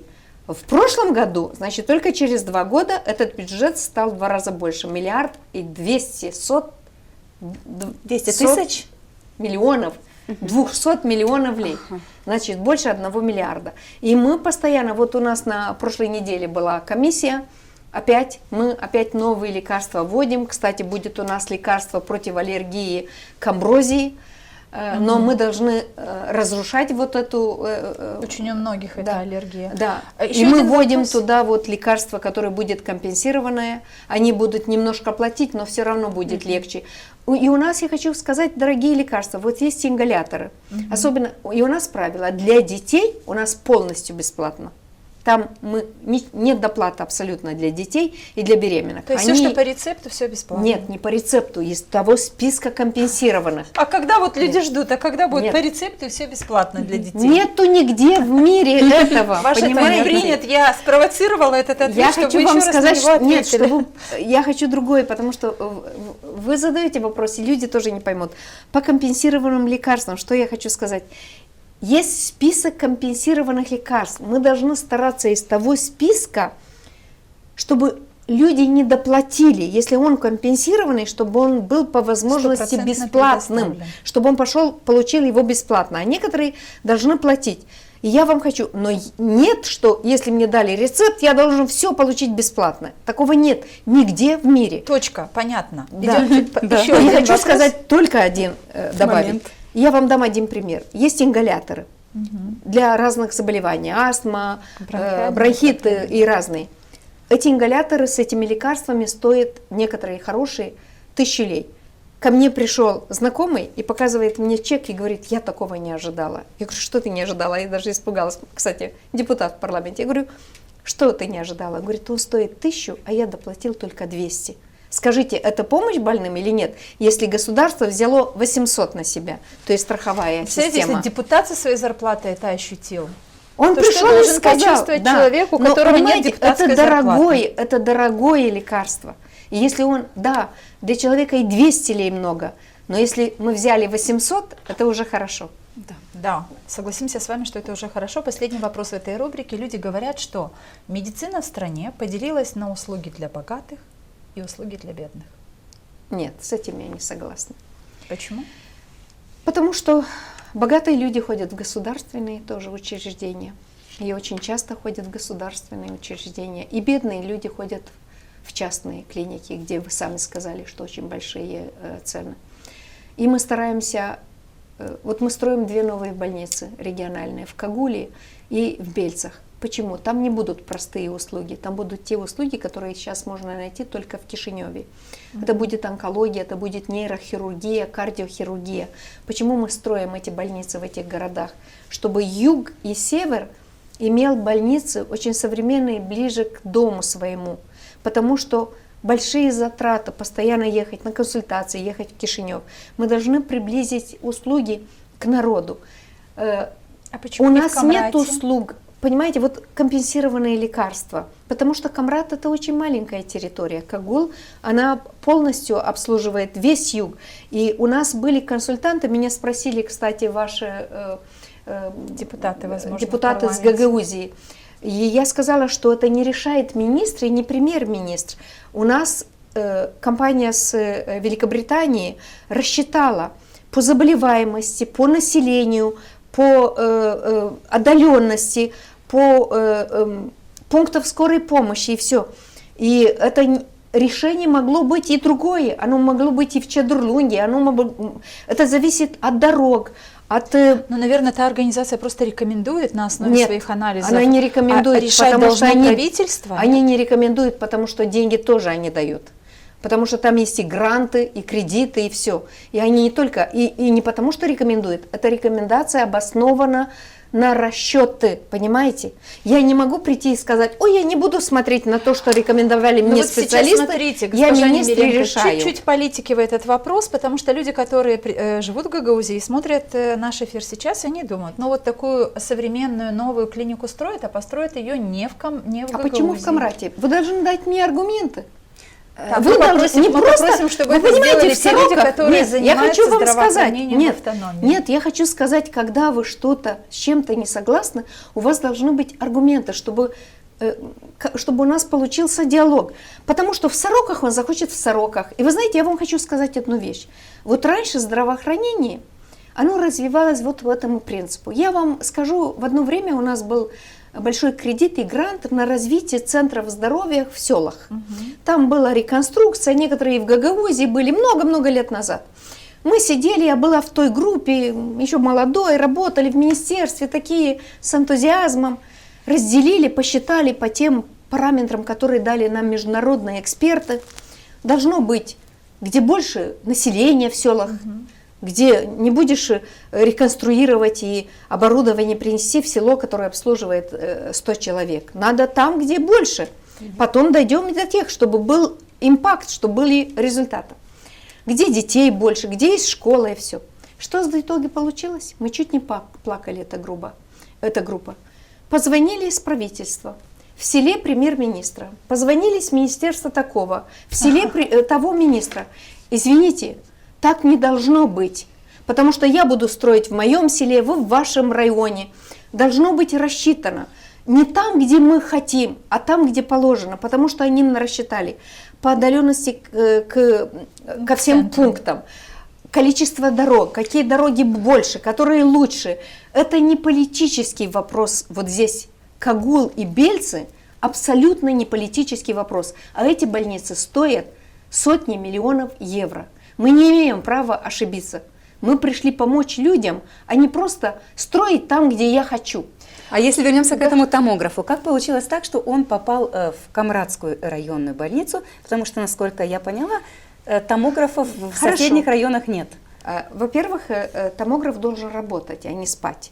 И он должен быть в больницах, которые имеют больше коек. То есть нагрузка на больницу большая. Второе.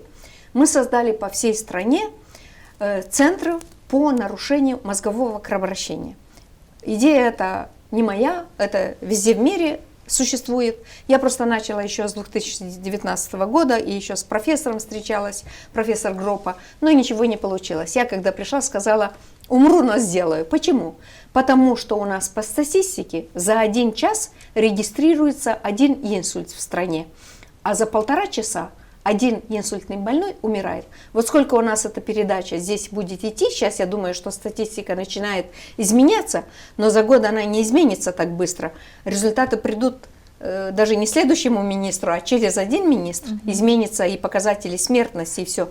Но это как эпидемия, этого не должно быть. Почему? Потому что скорая брала больного инсультом и возила в свою районную больницу. А там что они могли делать? Ни томографы, ничего. Но есть простое лекарство, которое можно ввести в вену инъекционным способом и вылечить больного. И он может идти своими ногами после инсульта. Конечно, надо успеть в первые 4, максимум 6 часов. И сколько стоит этот препарат? Препарат не стоит дорого инфраструктура, вот потому что этот препарат, почему мы не вводили до этого? Потому что ты не имеешь права по протоколу вводить без томографического обследования, которое тебе показывает, в районе, то ты не можешь.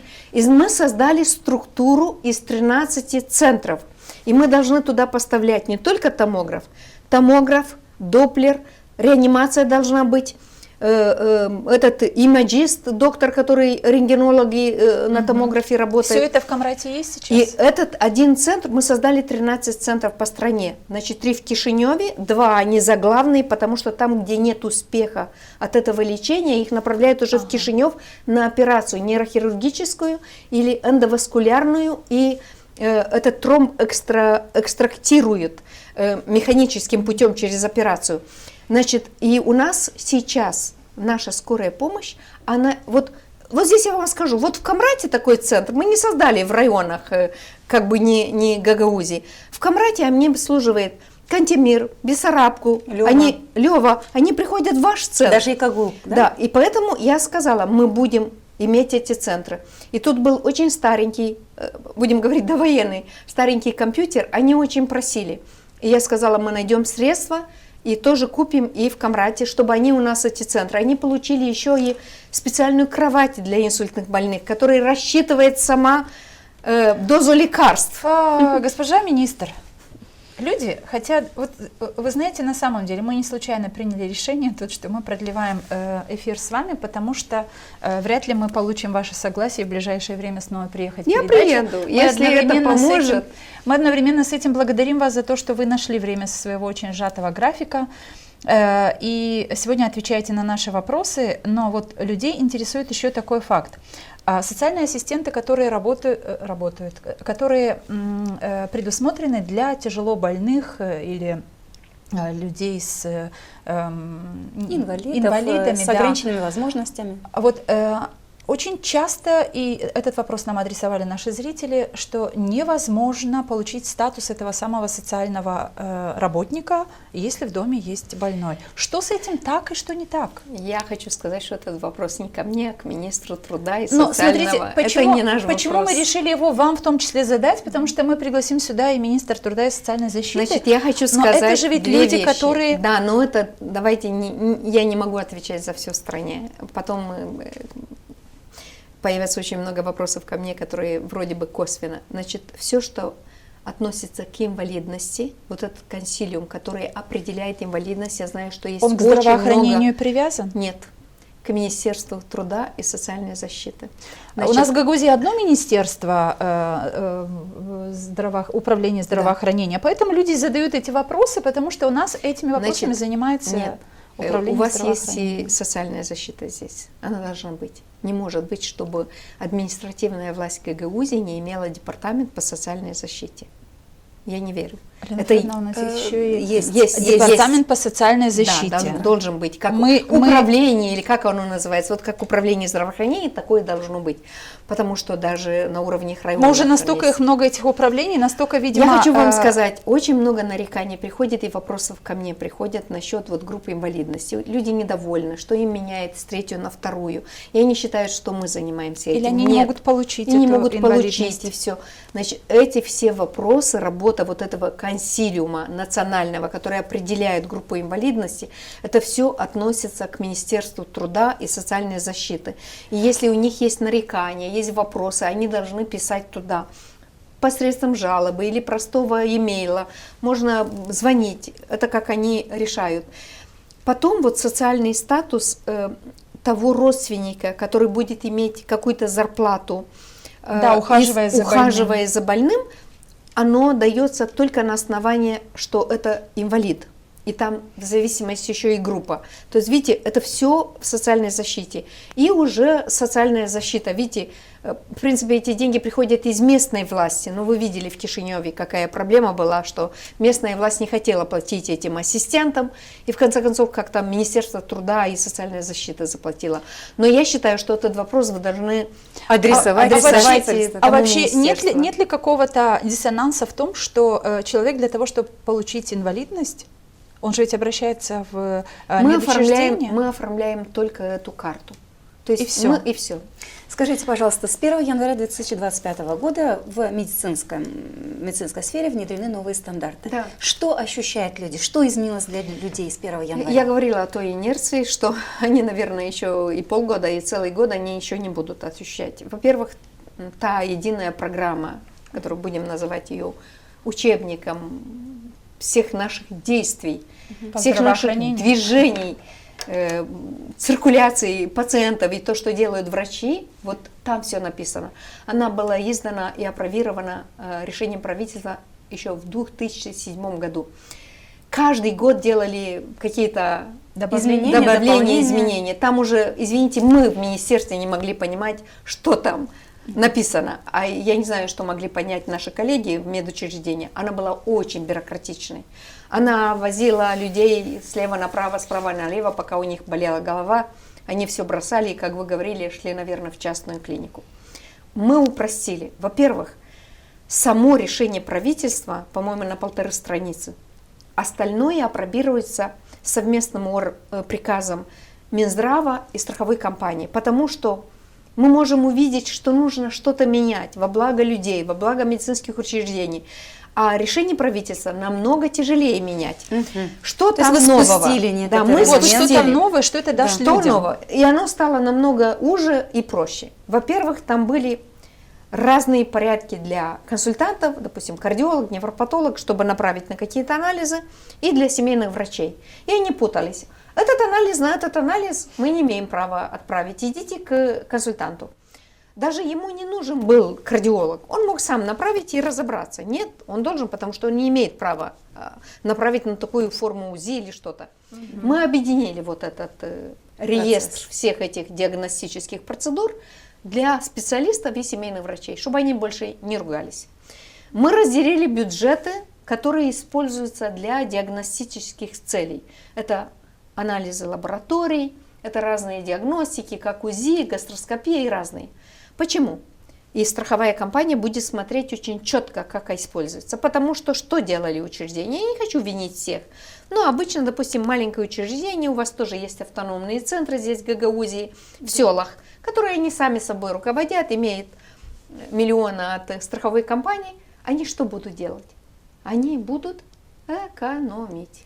Значит, не направим этого больного. Давайте направим на пару анализов, и деньги остаются у них. То же самое делали и специалисты. Специалисты вообще. И эти деньги, они оставлялись в этом бюджете, они как бы создавали экономию, они могли использовать. Я не говорю сейчас о плохих намерениях. Они на хороших другие цели. Оборудование приобретали. Купить какой-то кардиограф или что-то. А мы хотим, чтобы они тоже это делали, но не делали из части того, что предназначено пациентам, понимаете? Мы как-то должны найти другие возможности, потому что, конечно, маленькими бюджетами все не покроешь. Поэтому мы решили разделить эти бюджеты, и страховая компания сейчас будет смотреть. Они сами еще не поняли, что изменилось. Вот они уже придут к комиссии со страховой компанией, они уже поймут, потому что они контрактировали немножко отдельно. Дальше что мы сделали? Мы раньше, допустим, люди шли на каких-то плановых лечений или операций в своей районной больнице. И страховая компания платила только для той больницы, где живет пациент. Допустим, в том районе. Давайте возьмем Чедерлунгу. Пациент живет в Чедерлунге, какая-то плановая операция или просто плановая госпитализация в терапевтическом отделении, и ему оплачивает, ему семейный врач дает, имеет право давать направление только в Чедерлунге. А почему, скажите, почему мы так привязаны к этой прописке? Если человек хочет оперировать, допустим, катаракту или что-то другое, и делает хорошо другая больница, почему мы должны его заставлять идти в больницу, где он не хочет идти? У него есть свои какие-то понятия. То есть сейчас этот пациент из Чедерлунги куда пойдет? Он может идти куда хочет, в Сороках, допустим, госпитализироваться, оперироваться. Его там страховая, он должен иметь только направление. И страховая компания оплатит эту услугу.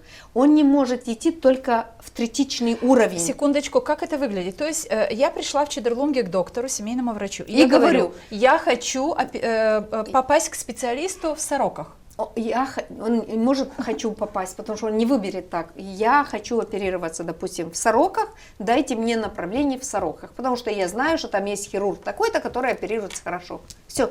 И врач обязан давать, потому что в единой программе написано, пациент имеет право выбирать больницу, но только с исключением третичного уровня. Мы не можем оставлять простые случаи идти на самые сложные больницы. Объясните, пожалуйста, третичный уровень. Третичный уровень – это самые сложные. Это центр матери и ребенка, это республиканская больница в Кишиневе.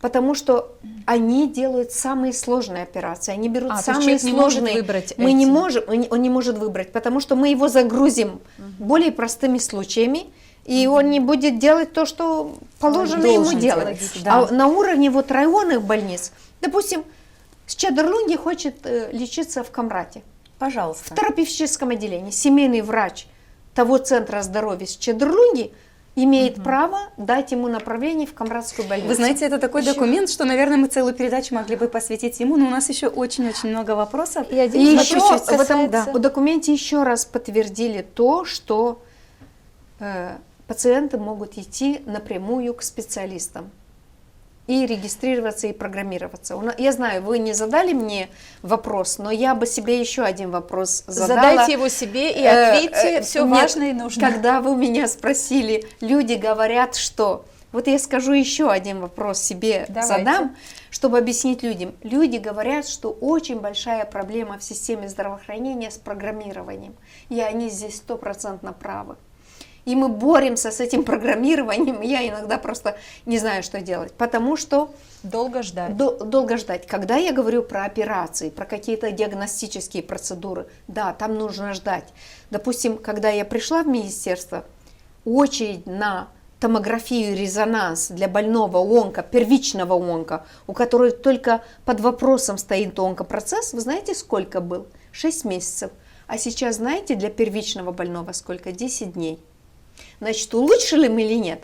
Есть разные процедуры, на которые нужно улучшить и нет. А я говорю сейчас о проблема простом программировании у семейного врача и у специалистов. Боже мой, я думаю, наверное, к римскому папе легче попасть, чем к вашему специалисту Ну-ка в Камрате. скажите, почему? Вот здесь работают те схемы, которые я говорила вам в первых вопросах. Про коррупцию. Да, В том числе.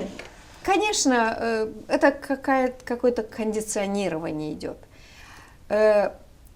Есть еще и фактор, который врачи не виноваты. Там, где нет врачей. Там, Так. где нехватка врачей. Извините, если там должно быть, допустим, район большой, и должно быть 3 невропатолога, а он один или на полставки. Он, конечно, будет очередь ожидания. Но опять мы очень хорошо написали в этой единой программе. Каждая больница получает бюджет. И она получает бюджет на ставки. Страховой компании не интересно, министерству должно быть интересно. Мы занимаемся политикой кадров. Страховая компания не занимается политикой кадров. Она платит за бюджеты, за случаи леченые там и за другие там диагностические процедуры и другие. Если там 3 невропатолога ставки, учреждение получит за 3 невропатолога. Дальше это головная боль главврача. Вот, пожалуйста, если нет молодого врача, и он не пошел туда, и нет, он должен заключить договор даже с частной клиникой или с соседним районом и платить деньги со своего бюджета, но он Чтобы этот обязан... пациент быстро попал к врачу. Госпожа министр, еще один вопрос касается кадров. И вот что интересует людей. Почему мы ходим в клинику к одним докторам, а в иное время абсолютно все врачи из государственных учреждений работают в частных клиниках? Это говорит о том, что нехватка кадров для медучреждений. Есть ли такая проблема? Миграция из государственных учреждений в частные клиники врачей? Значит, Нет ну персонала. что, частные клиники, они платят большие зарплаты. В основном очень много частных клиник платят еще и скрытые зарплаты, то есть они Неофициально. неофициально. Эти врачи, мне их жалко, потому что это будет влиять и на их пенсии, потом и на все, потому что они получают большие зарплаты, но они как бы скрыты. Но многие из них работают и в государственных Да, и в государственных. учреждениях. Кстати, я думала очень много, разрешать это, не разрешать. Есть много опыта за рубежом. Канада прошла через это, когда в одно время запретила, если ты работаешь в государстве, не имеешь права И что было работать. в Канаде в связи с этим запретом? Ничего, просто То есть это был хороший опыт или плохой? Это хороший для Канады был. И А в для некоторых нас штатах можно ли там его и... у нас Нет, у нас попробовать? У нас Почему нет? Кадров не хватит. Нет, проблема не в кадрах, я вам хочу сказать. Я вам дам пару цифр. Я вообще очень люблю статистику, потому что цифры никогда не обманывают. Хотя многие говорят, что можно играть цифрами. Вот Евросоюз. Страны богатые, которые имеют врачей, имеют больницы, все. В Евросоюзе есть статистический показатель. у них в общее количество врачей 32,6 врача на 10 тысяч населения. У нас в Молдове, нет, у нас, извините, у нас 32, а у них 36,4. Значит, мы очень близко к Евросоюзу, правда, по количеству. По цифрам? Я вам добавлю еще одну цифру. Так нет, по цифрам ты не можешь рассчитать. Ты можешь рассчитать только на 10 тысяч, потому что население разное. 36 и 32. Значит, близко. Но если учитывать еще и частную систему нашу, вы знаете, сколько у нас на 10 тысяч? Увеличивается. 50 врачей. Мы Больше, чем в Европейском Союзе, перешагнули. получается. Но у нас в Молдове огромная нехватка в некоторых областях и в некоторых зонах. У нас неправильная была дистрибуция врачей, в обучении? распределение кадров в министерстве, по стране и сам процесс. Я вам объясню, где у нас сейчас очень плохо. В семейной медицине, где у нас состарилась особенно категория врачей, потому что медсестер хватает еще, но врачей новые не приходят, и я вам объясню. Почему не приходят семейные врачи у нас? Почему? Не потому, что только села. Зарплаты ниже? Разве? Нет, зарплаты очень хорошие в семейной Тяжелая медицине. работа. Свалили на них все и вся. И не хотят идти, потому что все, посмотрите бывшие приказы Минздрава, можно схватиться за голову. Мы сейчас, я через, наверное, 2-3 недели подпишу новый приказ о первичной медицине, о дебюрократизации, снятии очень многих проблем с их головы. Они должны заниматься. И вы понимаете, система создала из них как бы приемную для других врачей. Вы понимаете, специальности разные. Есть травматологи, есть невропатологи, есть семейный врач. Семейный врач не слуга невропатолога или секретарша травматолога. А что это создавалось без вашего участия? Ну, это же создавалось не сейчас. Это годами, 30 лет. А вот сколько нужно было для этого или мало так, этого подождите, времени, мы же что готовим врачей от 9 до 12 лет. Какой министр, спросите, за 4 года через 3 министров спросите, он получит результаты. Я собираю сейчас. Давайте поговорим о кадрах. У нас сейчас нехватка в семейной медицине, потому что условия такие. Не хватает в судебной медицине очень. Почему? Потому что в судмедэкспертизе годами никто не повысил их зарплаты, они бюджетные. У них в судмедэкспертизе зарплата была в 3 раза меньше его коллеги, который работал в больнице патанатомом. Потому что больница финансировалась из страховой медицины, а он из бюджетной. Здесь патанатом работал, извините, с умершими после больницы. Не будем уже вдаваться в подробности, каждый понимает. А судмедэксперт чем работает, какой материал у него там, это ужасно. Вы представляете, там же судебные, прокурорские расследования. А зарплата ниже. А зарплата в 3 раза ниже. Извините, кто выдержит? Они все убежали сюда. Сейчас мы подняли им, у них больше, чем у этих. Мы подняли очень сильно, в 2 раза. Назовите приблизительно зарплату. Ну, у них, я не буду говорить сейчас, потому что есть и молодые, и со стажем, но мы подняли, они, наверное, получают где-то между 20 и 30 тысячами. Но молодые получают меньше. А они раньше получали 9 тысяч лей. Так, извините, пожалуйста, как они... А все, знаете, жаловались, что в судмедэкспертизе очень большая очередь.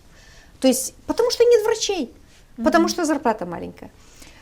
Здесь надо менять другое. В семейной медицине зарплата хорошая, тут другое надо менять. А какая зарплата? Опять же, усредненная такой, назовите для У нас сейчас по стране средняя зарплата врача всех, и молодых, и любой специальности, и всех, у нас где-то под 20 тысяч средняя.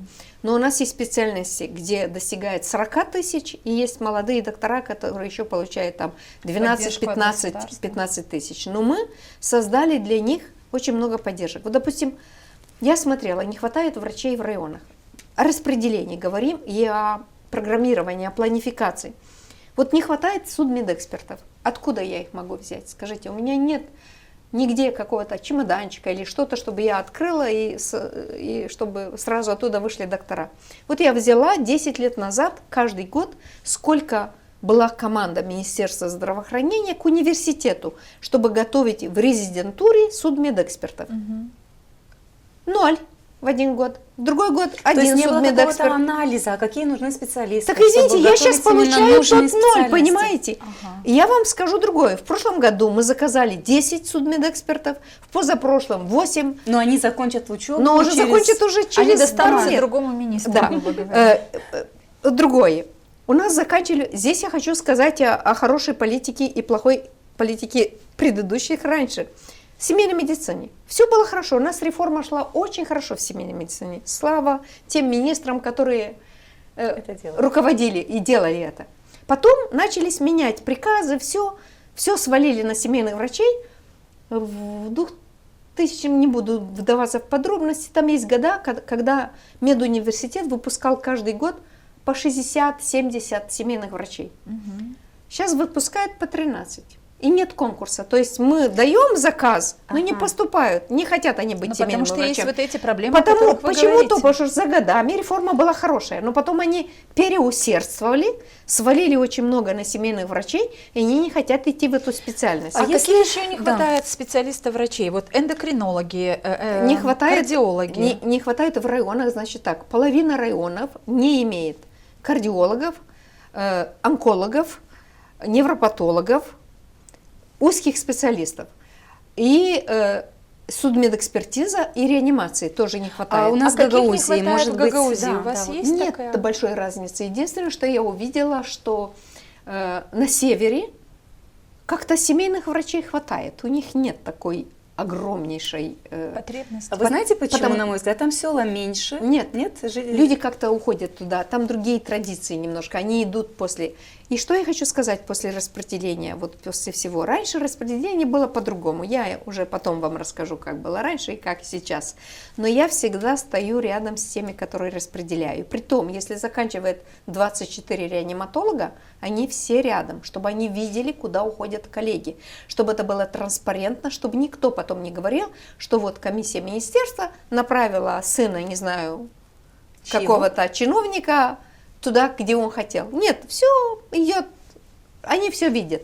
Я хочу вам сказать, до того, как мы пришли в министерство, и в 2018, и в 2019 году, и в 2014 году процент выпускников каждого года, которые шли в районах и в селах, был между 12 и 18%.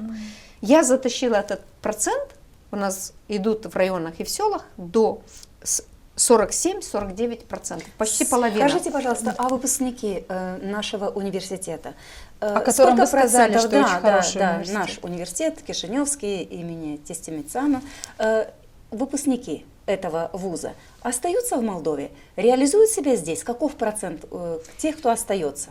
Вся реализация, я работала в ВОЗе, вы тогда сказали, что работала в ВОЗе 3 года, Всемирная организация здравоохранения здесь у нас в страновом офисе, и мы как раз занимались миграцией и вот политикой кадров, поэтому мне как-то легче эту Вопрос политику. по адресу, значит. Вопрос по адресу. И, кстати, мы сделали вот мотивационный фактор очень важный. Мы платим Да, сейчас, это если нам тоже живет очень в районе и работает в селе. Вот я тогда смотрела, почему не хватает в селах, и мы что-то не должны интересоваться. Меня как министра не интересует, где живет семья этого врача и где он спит. Мне что интересно? Мне интересно, чтобы он работал с 8 до 2 в этом учреждении, правда или Да, нет? но чтобы он там жил и работал, надо Но это он создавать решает. условия. Он решает, где. Я должна заплатить ему эту дорогу. Если он не хочет жить там, он хочет жить в Кишиневе и ехать каждый день в Сороках, я должна оплатить дорогу, потому что для меня очень важно, чтобы этот доктор работал. Мы больше теряем, не имея врачей в этих учреждениях, чем вот эти деньги, которые мы выплачиваем им за это Ну, перемещение, транспорт, за скажем. перемещение. А как молодых специалистов поддерживаете?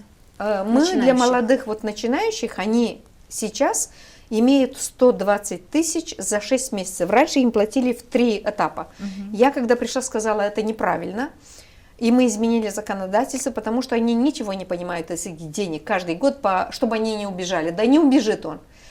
Надо доверять друг другу как-то. И мы изменили эти 120 тысяч, мы им оплачиваем сразу Разово. после 6 месяцев. Но сейчас для тех, которые сейчас поступают в резидентуру, когда они закончат, эта сумма удвоилась, они будут получать 250 тысяч врачей. То есть человек, который проучился, закончил все этапы Бюджетные, обучения, да. бюджетные, и хочет работать, определяется место, где он работает, и государство его поддерживает, выплачивая ему 240 тысяч, 250 тысяч для того, чтобы Плюс оказать еще эту дорога. поддержку. Если он будет работать семейным врачом в селе и будет жить в Камрате, каждый месяц ему возвращаются те деньги, которые А госпожа Немиренко, есть на дорогу тратит. ваша цитата, ваша, не чья-нибудь, но она касается коррупции, и мы хотим чуть-чуть еще, может быть, проговорить о коррупции, а сказали вы следующее.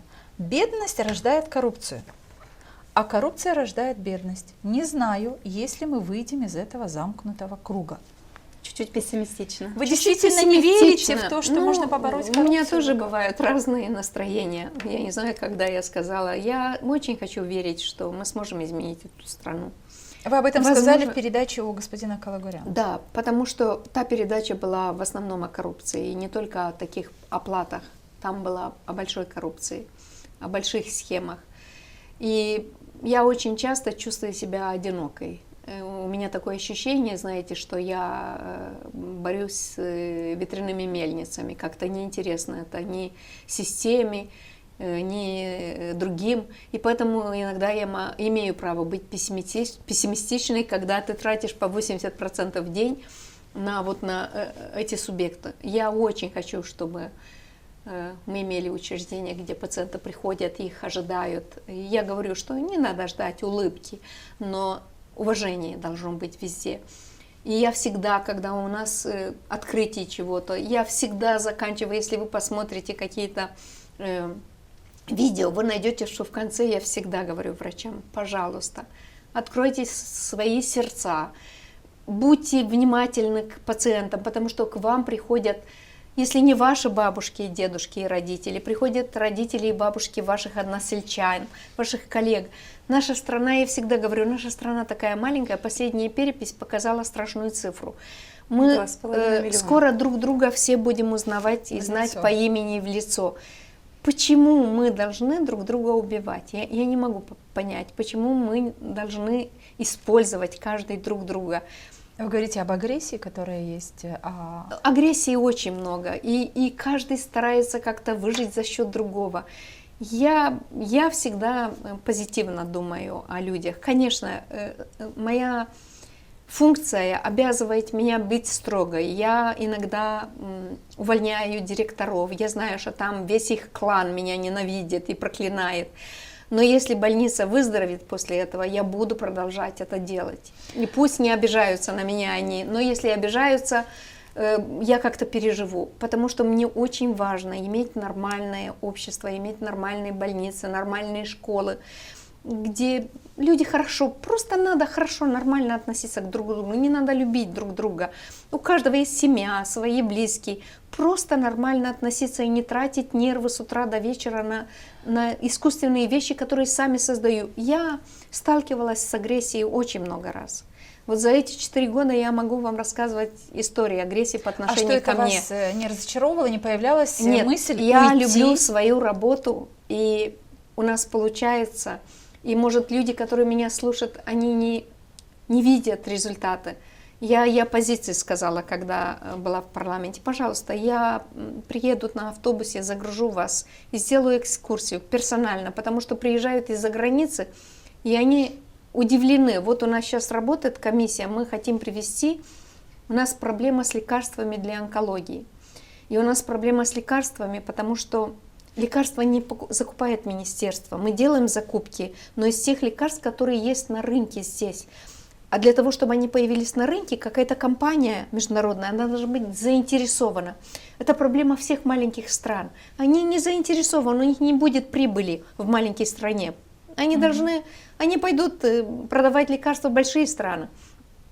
И мы стараемся их приглашать, и все. Но если у них не будет прибыли, не будет интересно. Мы стараемся через какие-то другие платформы, каналы привести и найти доступ к этим лекарствам, чтобы они пришли.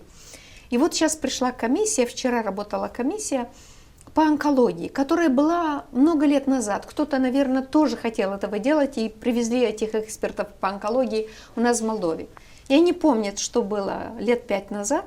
Вот они имели визит в онкологический институт, они Удивились. остались удивлены с широко открытыми глазами, как изменился институт. Поэтому людям, конечно, слушая нас, всегда мы верим своим глазам, каждый верит своим глазам. Они поверят мне только когда они войдут в свою больницу или в свой центр здоровья и найдут там нормальные к себе отношения, чистые, опрятные учреждения. Можно вопрос один по поводу. Вот Европейский Союз анонсировал, что огромная сумма денег в ближайшие годы придет в страну. Придет к нам. Вот медицина, что ожидает из этой суммы? Из этой суммы мы планируем еще покупать скорой помощи. Из 1,9 миллиардов. Да. Да. Мы получим где-то 126, там анонс был на медицину. Значит, мы должны закупать, потому что этот парк машин, он постоянно изнашивается, их нужно менять постоянно. И я очень рада, что мы смогли поставить всему центру скорой помощи 209 новых скорых помощи машин. За Автомобилей 2,5 года? за 2 года. Первые мы получили в июне 2022 года. Значит, вот у нас, да, действительно 2,5 года от первых. И мы получили, и мы и закупили, и получили из разных грантов очень много, и из японского качества. Но мы должны продолжить. Дальше мы должны изменить лицо первичной медицины. Эти учреждения должны выглядеть нормально. То, что мы сейчас имеем во многих селах и районах, это только не медицинское учреждение. Вы имеете в виду инфраструктуру? Инфраструктура, да. И оборудование, которое им нужно. Им там не нужно сложное оборудование, но они должны все иметь. Общий вид. Да, и у нас и будет, да. И мы должны вот строить эту больницу, мы должны в онкологию иметь побольше доступа к лекарствам и к диагностическим методам диагностики, также и лечения. Но мой личный приоритет как женщины, как человека, вот самая чувствительная сфера – это онкология и ребенок. Это и по мне очень бьет. Вы видели каждый случай, он обязательно бросают камни, хотя я там не работаю, я не хочу сказать, что я не виновата, но вот даже тот случай, я не хочу, чтобы мы его затронули, даже тот случай в Веденцах. Там все есть абсолютно. Ну все есть. И мы нашли там недоработки. Там есть за что и выговор дать, и увольнять, и все. Но вы знаете, там такой случай эмболия, который не могут спасти ни в Японии, ни в США, ни в самых лучших роддомах мира. Почему случилось с этой женщиной? Даже наука не знает, потому что такие случаи встречаются редко. То есть от тех недопорядков, но там есть, мы еще вернемся к этому, я все равно приму меры. Но я хочу спросить единчан, они хотят, чтобы я его уволила? Другого лучше там нету. Вот он очень лучший, он хороший доктор, кстати, очень хороший. Госпожа министр, скажите, вы можете признать свои ошибки публично? Да, когда указывает на них. Пожалуйста, укажите ошибку, я ее признаю. Не потому, что их нет, но я хочу, чтобы вы ее видели и указали мне на нее. Да, мы в следующий раз, когда вас пригласим, мы попытаемся собрать ошибки Министерства здравоохранения по Гагаузии, как минимум узнать у людей, которые в этой сфере работают. И следующий мой вопрос, смотрите, в вашей такой биографической сводке, которую мы давали перед началом нашего эфира, вы владеете 4 языками. Вы сегодня говорите на замечательном, то есть у вас очень хороший русский язык. У меня такой же английский. И французский. Ну, французский меньше, потому что я немножко подзабыла его. Я, знаете, о чем подумала? Вы в этом выпуске сегодня говорили много раз о том, что мы ведем дискуссии с послами разных стран, мы говорим с международными организациями, с нашими партнерами. Вы не нуждаетесь в переводчике, вы разговариваете. Я не нуждаюсь в переводчике. Так это экономия. Каких-то бюджетных средств. И мы набрали очень хороший молодой состав в Министерстве здравоохранения сейчас, и, кстати, ремонтируем здание там, потому что оно тоже не выглядело нехорошо. И мы набираем молодых людей со знаниями иностранных языков. А приходилось ли вам кого-то увольнять из-за коррупции в числе людей вашей команды? Нет, из-за коррупции не приходилось, из-за того, что делали лобби. Так, были есть ли какой-то конкретный пример, что вот коррупция, и здесь мы можем сказать, что да, эту проблему мы решили И вы как полностью. министр в этом участвовали, скажем? преломления этого Ну, я не коррупционного могу сказать, дела? что решили, потому что коррупция в стране еще не искоренена. И сказать, Определенный, что я конкретный решила- случай. Ну, конкретные Еще до случаи, конца. вот они самые знаменитые. Вот мы уволили всех тех, я беру на себя вот эту обязанность, мы уволили тех, которые вот в этом центре, медицинском колледже в Кишиневском. Вы же знаете, там были задержки, арестования, арестовывали, аресты, и задержали там и директора, и там огромнейшая, там большая, там страшная коррупция. Я не знаю, как женщины, они более... Так я там увольняю, люди недовольны мною, но... А это не вселяет страх? Вот такие решения ваши, как министра? Я не знаю, если меня можно бояться, я такой страшный человек. Нет, а вы боитесь ли Кого? каких-то, не знаю, угроз в ваш Ну, адрес в связи с угрозы такими бывают, но действиями? я не боюсь, потому что если бояться, в лес не ходить. Скажите, а вот я слушаю весь этот выпуск, я прекрасно понимаю, насколько сложно в разных отраслях нашей страны, в том числе и с коррупцией бороться или справиться с коррупцией.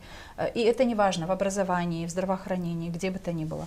Но вот вы говорите об этом достаточно оптимистично, о том, что вы сейчас говорите. И у меня возникает вопрос, зачем вам это надо? Потому что мы слышим, что парламентарии очень часто вами недовольны. Вами недовольны. Ну, оппозиция недовольна, ну, не парламентарии. Но они тоже оппозиция не парламентарии. только...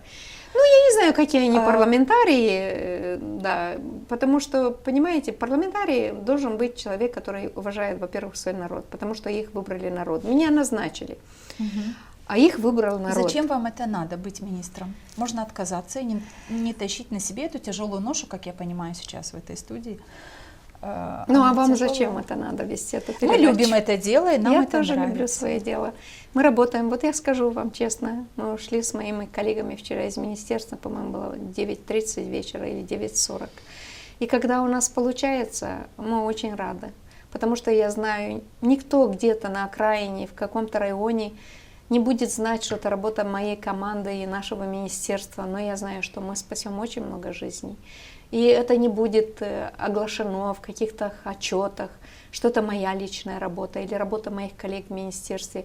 И оппозиция будет бить, но они сами оппозиция, они прекрасно знают, что мы очень изменили страну и изменили учреждения. Есть еще много работы, но я знаю, что там, где мы это сделали, вы представляете, какое это счастье, когда мне пишут из районной больницы, из такого центра по нарушению мозгового кровообращения, они пишут, что пришла бабушка в тяжелейшем состоянии, 84 года.